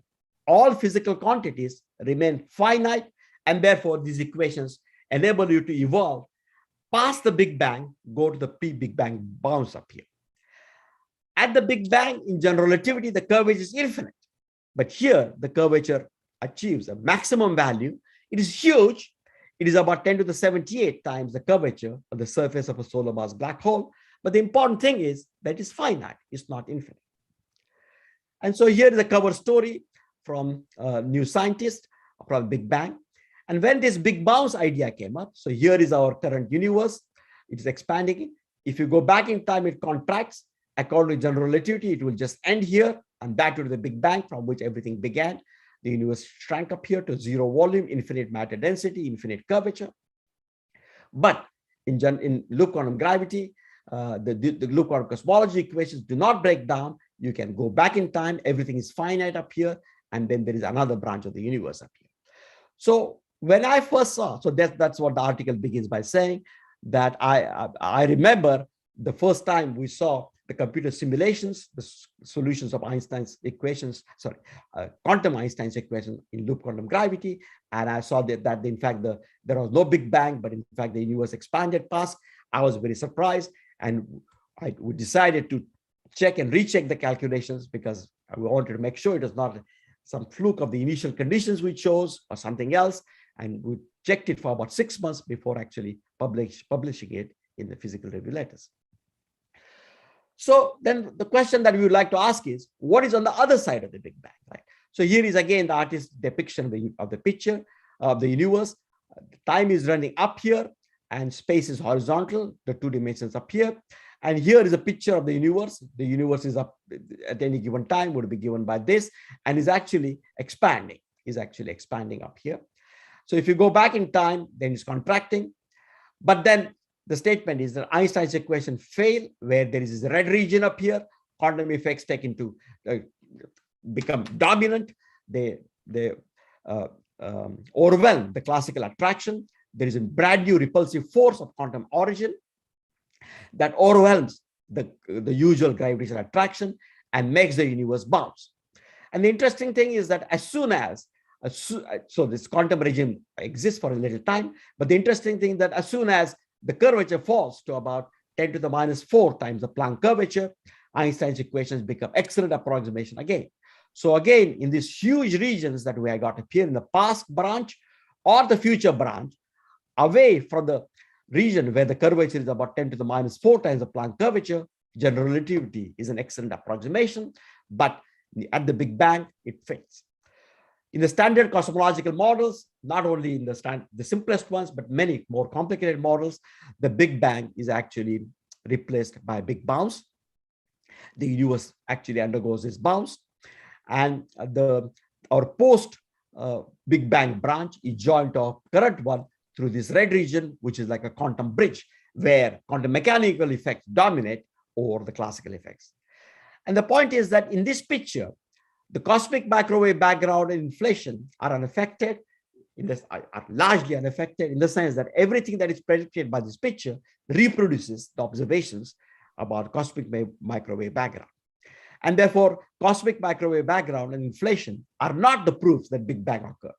Sometimes it is claimed in popular literature that the cosmic microwave background is a signature of the Big Bang. It said that the Big Bang actually occurred. There was an initial beginning with singularity. And that is not the case, because even in this picture, where there is no Big Bang, there is a cosmic microwave background with all its observed features. In fact, there is a slight improvement, which I will now talk about. But let me just tell you that this is not completely new. We knew in astrophysics that new quantum repulsive forces can occur, and they can have effect not in just minuscule atomic and particle physics, but even in astrophysics. And there is the novel quantum force associated with the quantum matter can also combat gravity and halt gravitational collapse. In stars, if the mass of the star is less than about 3 solar masses, then we can have neutron stars. And if it's less than 1.4 solar masses, the famous Chandrasekhar limit, then we can have white dwarfs. And this leads to new and fascinating type of stars. But the important thing is that if you just have quantum matter, then the mass was bigger than 3 solar masses, then the star would still collapse. Classical gravity, according to general relativity, would still win. But according to quantum gravity, then the statement is that that's not the case. Loop quantum gravity says that even for the whole universe, where the mass is much bigger than 3 solar masses, there is actually bounce. The quantum gravity effects are important.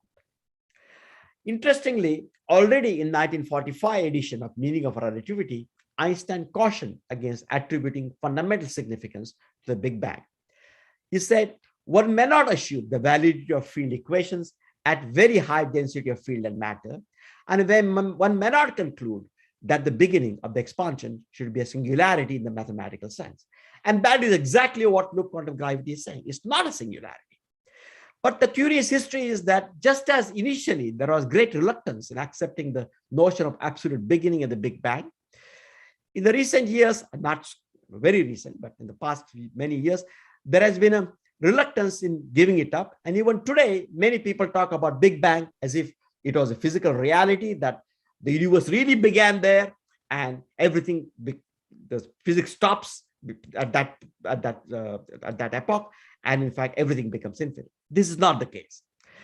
So, as I said, microwave background was often regarded as a signature of the Big Bang, but it occurs also in loop quantum gravity without the Big Bang. And here is a nice, small, rather short video, which is called The New Meaning of Big Bang, in which 7 of us were interviewed.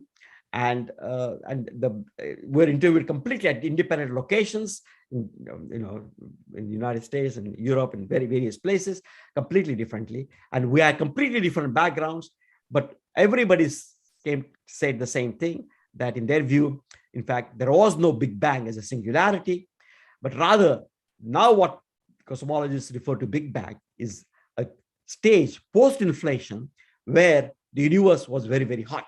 So after reheating, the universe was very hot, and that is the Big Bang. So it is, so to say, post-inflation, not before inflation, as in classical general relativity. And so this is a short YouTube video, and so students might like to see this.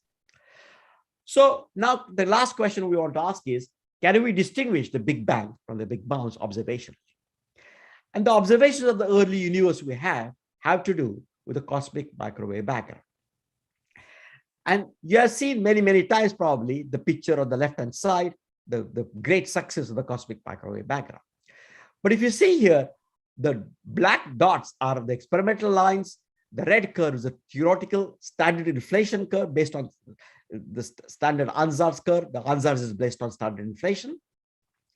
And of course, together with all the physics that we know, physics and astrophysics that we know and then the statement is that you find these acoustic peaks and so on. But you see that there is a great agreement, with incredible agreement with the theory and experiment up here, except that at the small L's, these L's are the YLMs L's. So small L's correspond to large angular scales. So at large angular scales or small L's up here, you see that in fact the observed thing are actually suppressed compared to what the theory predicts. And so this is often called the power suppression up here.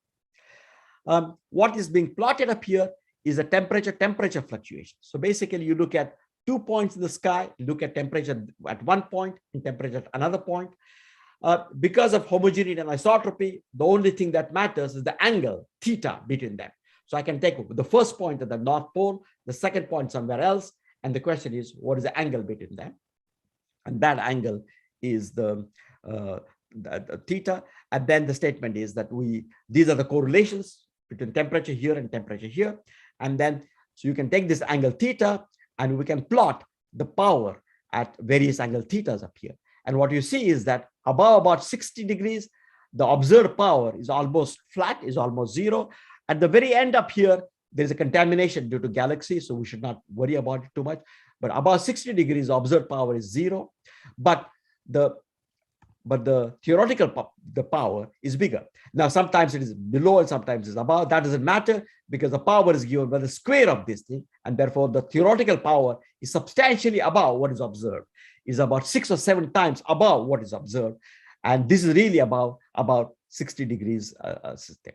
So to summarize, the Planck data agrees with standard inflation and general relativity and astrophysics extremely well in many, many respects. But there are a few anomalies. The significance of any one of these anomalies is low. But if you put 2 or more together, then that means that we are living in a universe which is exceptional. In other words, if you take the theoretical probability distribution, and if you look at realizations of that probability distribution, then if there are 2 or more of these anomalies, say that the universe we live in is 1 in a million. So it's not that typical. And therefore, people do worry about these anomalies.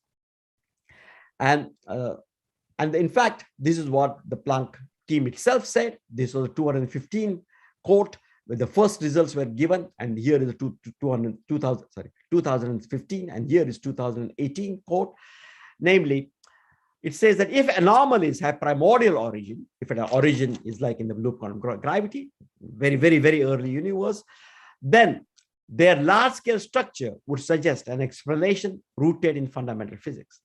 It is worth exploring any models that might explain an anomaly, or even better, multiple anomalies with multiple anomalies naturally or with very few parameters. And that is exactly what loop quantum gravity does. This Planck suggestion is realized in a specific way in loop quantum gravity. It turns out, surprisingly, that there is an interesting interplay between the very small and the very large. The very small occurs, the very small meaning the ultraviolet. It is the modifications of general relativity in the ultraviolet that actually resolves the Big Bang singularity, and we have the big bounce. But the effect of this big bounce is to create a finite radius of curvature. In general relativity, the curvature itself blows up at the Big Bang. In loop quantum gravity, it does not blow up, it is finite. And therefore, there's also a finite radius of curvature. And if in fact, the wavelengths of the cosmic microwave background modes, if the wavelengths are larger than this curvature radius, then they actually feel the curvature, they get excited, and then you get a prediction which is different from inflation. It's a bit like my walking on Earth. My footstep is very small compared to the radius of the Earth, and therefore I don't feel the curvature. But if you take an airplane, large wavelength, then you have to take into account the curvature of Earth. Similarly here, the modes of cosmic microwave background, which are very small wavelength modes, these modes up here, small l's, they correspond to small wavelength up here. These modes don't feel the curvature, but the small l or the large angular scale, large wavelength modes feel the curvature, and therefore there is actually a difference. And then several anomalies have been alleviated in loop quantum gravity without compromising the successes of standard inflation. So this is very nice because on the one hand, one starts with incredible conceptual mathematical issues, but then one can trickle down and make contact with observations. And in particular, the standard cosmological model is described by 6 parameters. I think this is the triumph of modern science, that the large scale structure of the universe can be described if you know these 6 parameters. 2 of them have to do with primordial spectrum, that is to say what happened to us at the end of inflation. 2 of them have to do with how this disturbances propagate from the primordial times, from the end of the inflation to the surface of last scattering, where the radiation decoupled with matter. And then the last 2 have to do with how the radiation then subsequently travels from the surface of last scattering to us. If you know these 6 parameters, then the standard cosmological model we have a cosmological model, and we can work out any observable effects. Now, in the standard model, everything is real given. The numbers are given here, and loop quantum gravity, the numbers are given here. 5 of these numbers differ by less than 0.4%. And that is why loop quantum gravity can really reproduce all the successes of the standard model. But the 6th one, which is called the optical depth, which tells you how long the reionization epoch lasted, that is different from the standard model by about 10%. And that is quite a big difference. So therefore, the loop quantum gravity, because the loop quantum cosmology, standard model of cosmology is different from the standard one in this one parameter. And this parameter is the least well-measured parameter of the 6. For example, between WMAP and the Planck mission, it actually changed very significantly by several orders, but like several times the value of this parameter changed up here. Basically, instead of 5 here, we have 9 in Planck. So this is the least measured parameter, and so future missions will measure it, and then we'll see if in fact it is actually slightly larger as loop quantum gravity predicts or not. The important thing for me is that there are actual predictions here. So let me summarize. General relativity is based on Einstein's outrageous idea that gravity is not a force, but a manifestation of curvature of the space-time geometry. It is a deep theory and marvelous theory. It's conceptually compact and supremely beautiful and amazingly accurate in astrophysics. But it is incomplete in a fundamental sense because it ignores quantum physics. For conceptual confluence of fundamental laws, we need an even grander, deeper theory from which general relativity and known quantum physics can emerge only as limiting cases. This is the quantum gravity theory that we seek. Loop quantum gravity elevates Einstein's outrageous idea to the quantum level. Since geometry is a physical entity like matter, loop quantum gravity focuses on its atomic structure. Through quantum geometry, it has begun to provide us a new syntax for fundamental physics. An Einstein continuum is an approximation which breaks down near the Big Bang and inside the black holes. And these singularities of general relativity have proved to be gates for physics beyond Einstein that is being explored in loop quantum gravity and also in some other approaches to quantum gravity. Loop quantum gravity does not break down, and there are no infinities at the Big Bang or at the singularities. And the Big Bang in particular is replaced by the Big Bounce. And there is a brand new physics in the Planck regime with observable consequences. In addition to conceptual and mathematical syntax, it accounts for some anomalies in the CMB observation and makes predictions for future missions. And for students and postdocs who might be here, let me just end by, let me end here first with an epilogue that what has happened is really a realization of Heisenberg's, who said, a new field of experience will always lead to crystallization of a new system of scientific concepts and laws. When faced with essentially new intellectual challenges, we continually follow the example of Columbus, who possessed the courage to leave the known world in an almost insane hope of finding land again beyond the sea. That is what Einstein did, and that is what various approaches to loop quantum gravity do today. And again, for students and postdocs, I will just leave this as a last slide, where there are some references. Those who are interested can look at those references. So thank you. Thank you so much, Professor Ashtekar. Let's have a round of applause. Thank you. Thank you. So we have a bunch of queries in the chat box. Is it okay if we take them, at least a proper subset of the same? Oh, yeah, yes, certainly, as many as you would like to take them. Okay, lovely. So just a moment.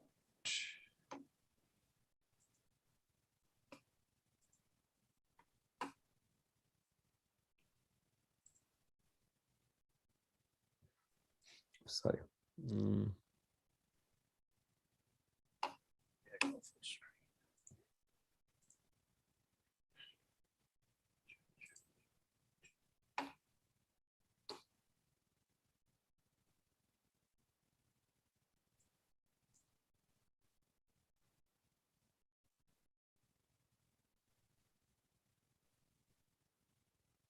Okay, so there's a query by Deepan Betal, and he asks, could primordial gravitational waves be a probe into the early universe? Yes, very much so. In fact, there will be, the point is that the CMB that we see, really we see from the surface of last scattering, because before that, the universe was opaque to photons, to light, whereas primordial gravitational waves they are not, the universe is not opaque to primordial gravitational waves, because the gravitational waves interact so weakly with matter. So the fact that there was so much matter around doesn't matter. The gravitational waves can still travel, and so they will bring us into interesting signatures.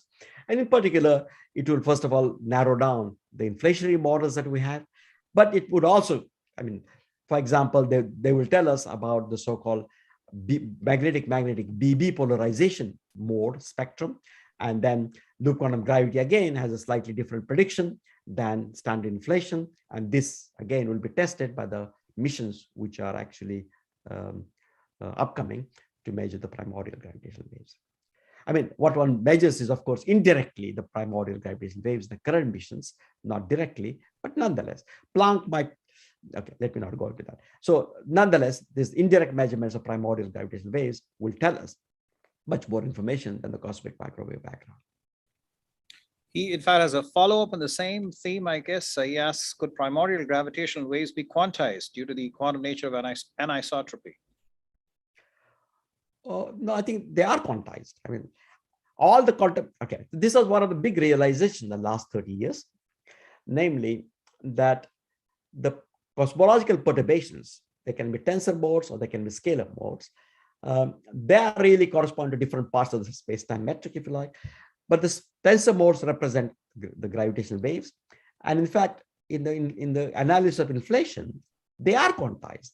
And it is really that this quantum, I mean, these are the seeds are really the quantum fluctuations of both the scalar modes and the tensor modes being gravitational waves of themselves.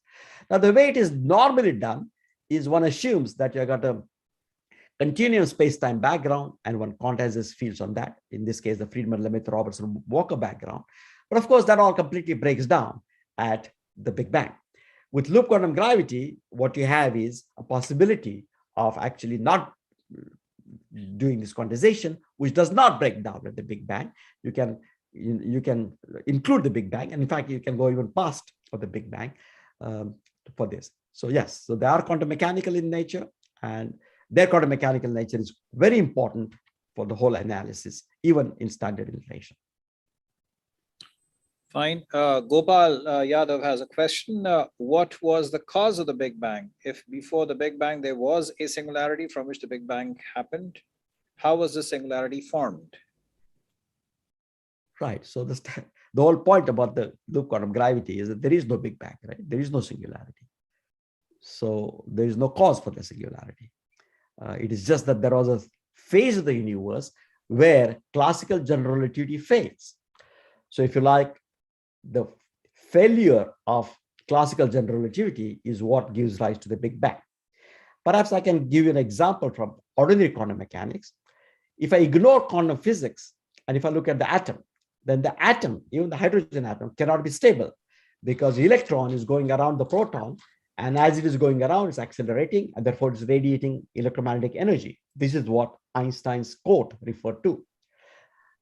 Is giving electromagnetic radiation, and because it's emitting electromagnetic radiation, it should spiral in and fall in the nucleus. And in fact, the atoms, this should happen very quickly, and the atoms would not be stable at all.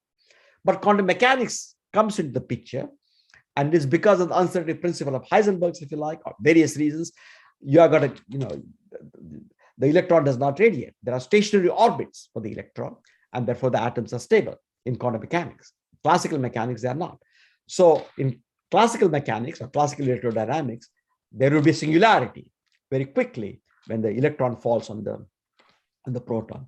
Whereas in quantum mechanics, that is not the case. And the same thing is true with general relativity. There is a singularity. But when you bring into account quantum physics, as in quantum cosmology, the singularity is removed. So there is no singularity. I guess probably the question could have been rephrased with his permission, I guess, is in the following way, that in loop quantum gravity, perhaps why is the curvature, though finite, but still so large? Fantastic. So, of course, this is a solution of Einstein's equation. And therefore, the statement is that we only deduce it by taking, there's no. Okay, so let me start from that. What we have is the following. In loop quantum gravity, instead of having a metric, we got a wave function, which has to do with the probability distribution of various metrics. And of course, the question is, what selects the particular wave function that describes our universe? What selects it? And so in loop quantum gravity, we do not have a firm answer to this question, but in loop quantum gravity, we have arrived at a proposal starting from what we know about the discreteness of geometry. Discreteness of geometry at the Planck level. From there is a specific proposal that, let me just say what it is. The proposal is the following: that if you look at the universe today, and you look at the surface of last scattering, we have got some radius of the universe, of the observable universe. The observable universe has certain radius.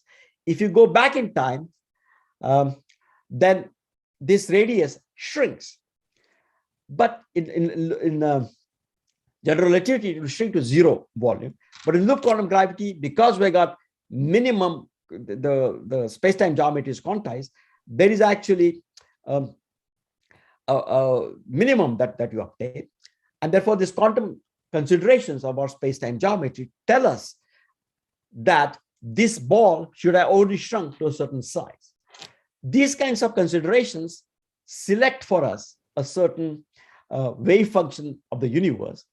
And if you use that wave function of the universe, then the statement is that if you like initial conditions which correspond to the wave function of the universe at the bounds, then the statement is that the curvature is very high. If you like, another way to say it is that the curvature is so high because the atoms of geometry are packed as densely as is allowed by loop quantum gravity. Loop quantum gravity has a particular atomic structure for geometry, and how much can you pack the atoms of geometry? The maximum of packing occurs somewhere, and that is a big bounce. So the supremum is achieved at the big bounce.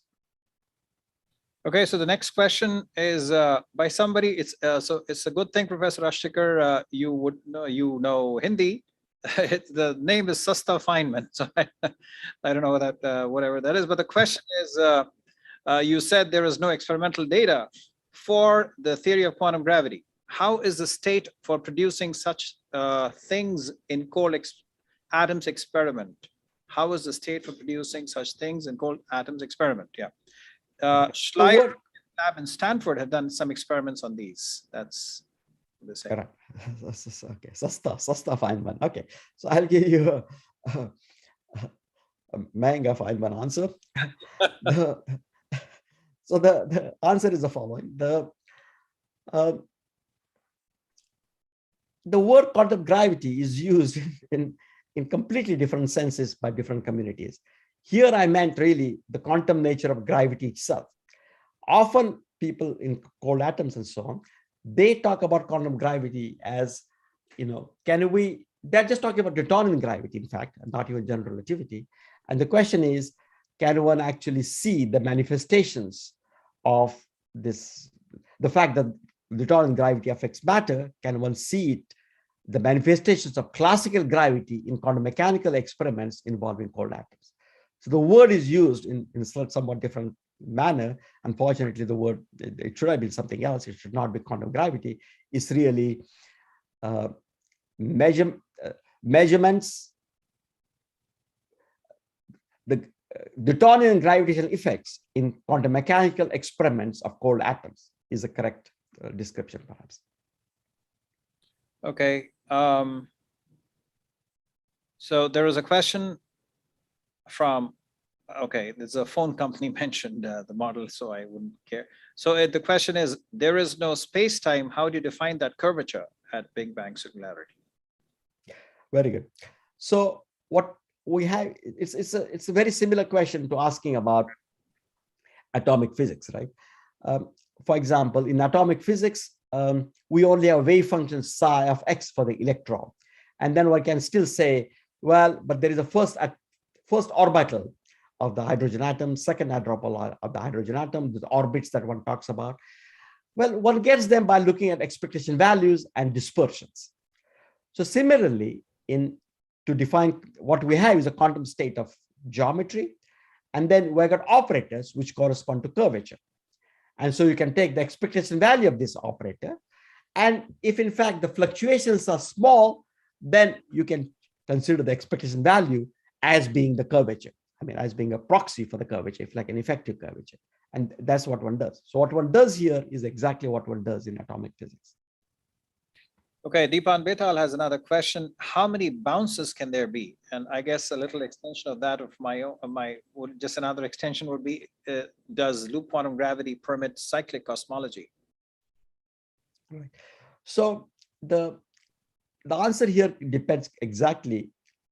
There's theoretically everything is possible. In other words, there can be infinitely many cyclic, infinitely many bounces, or there can be only one bounce. It depends completely on the matter content of the universe. So in this sense, the situation is not very different from classical general relativity.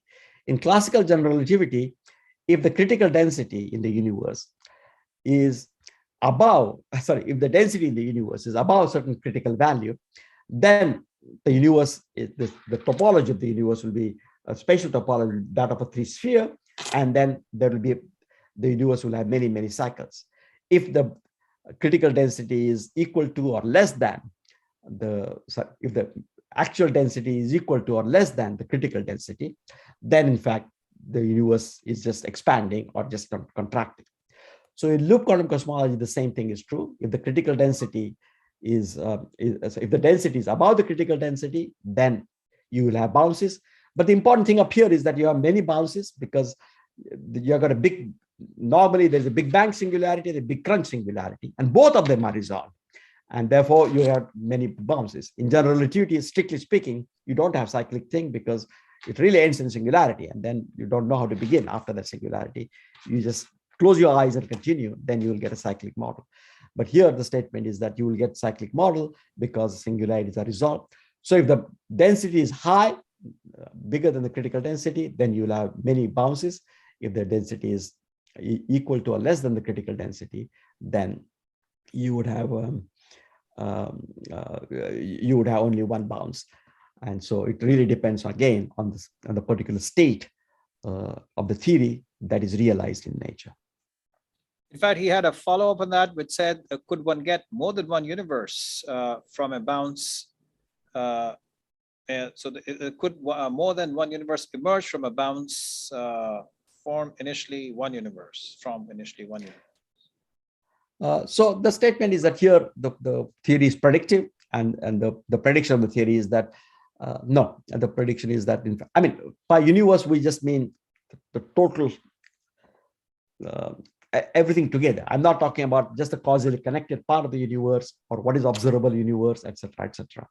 So the statement is that look on, if you give me some state, say in the pre-bounce phase, then I'll be able to evolve it, and there will be exactly one universe. That will be the total evolution of the universe up here.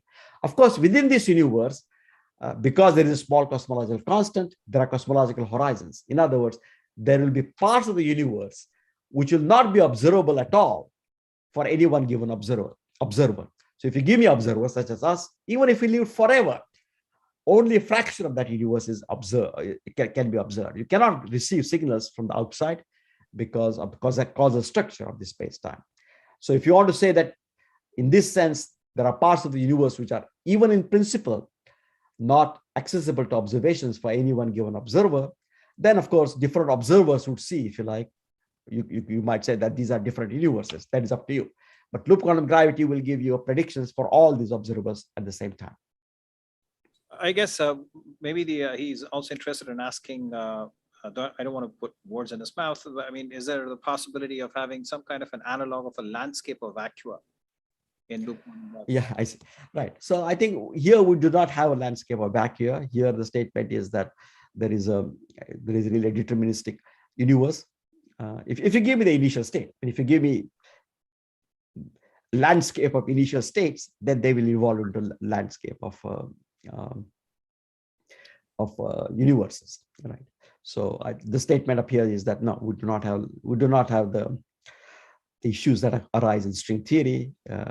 We do not have this infinite degeneracy and the swampland and so on. Gopal Yadav has another question. Does loop quantum gravity hold only at the Planckian length? What is a master equation like the Einstein's equation in general relativity? As I see in the picture of the big bounce, big bounce forms a wormhole-like structure in space-time. Is there a relation between the two? Okay, let me just write this like a wormhole. So there is actually,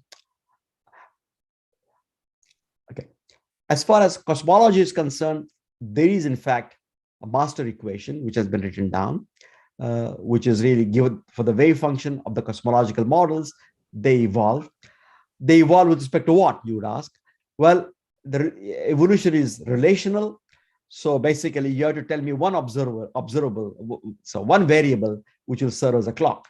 Typically, the scalar field, like for example, the inflaton scalar field, is taken to be a clock, and the volume of the universe, the anisotropy is the universe, matter density in the universe. These are all observables which evolve with respect to that.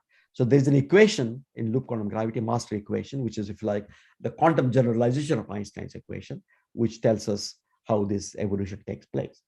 The second thing was about that these pictures that I've been drawing up here, they might look like a wormhole in some ways. Oops, sorry.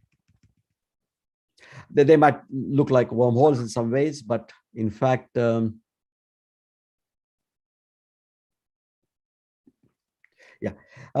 but what wormholes do is really, this is entire space-time, right? This is not part of a space-time. So wormholes have to do with basically a 3-dimensional slice and a 2-dimensional, a ball taken out one here and ball taken out another, and the wormhole actually joins it more efficiently than going along the sheet, if you like. Whereas here, that is not the case. This really is referring to the universe as a whole. So the notion of wormhole really doesn't apply because it is the universe as a whole. Okay, I think that pretty much finishes. I'm actually very tempted to ask you a rather thorny issue. Based on what I've heard to say, and that is, what is the last word? And I think there's no better person to ask than you on the issue of inclusion of chiral fermions, loop quantum gravity. Good question. Yeah, so there are papers of by Gambini and Pulin, which actually address this question about about inclusion of chiral fermions.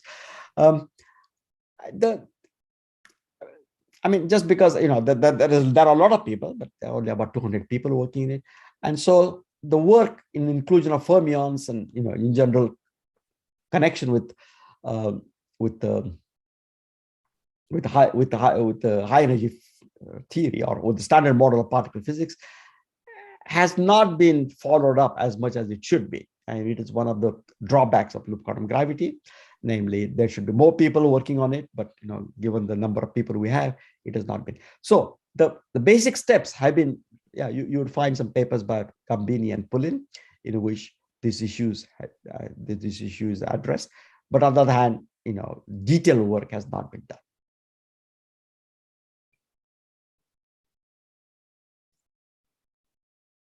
Okay, fine.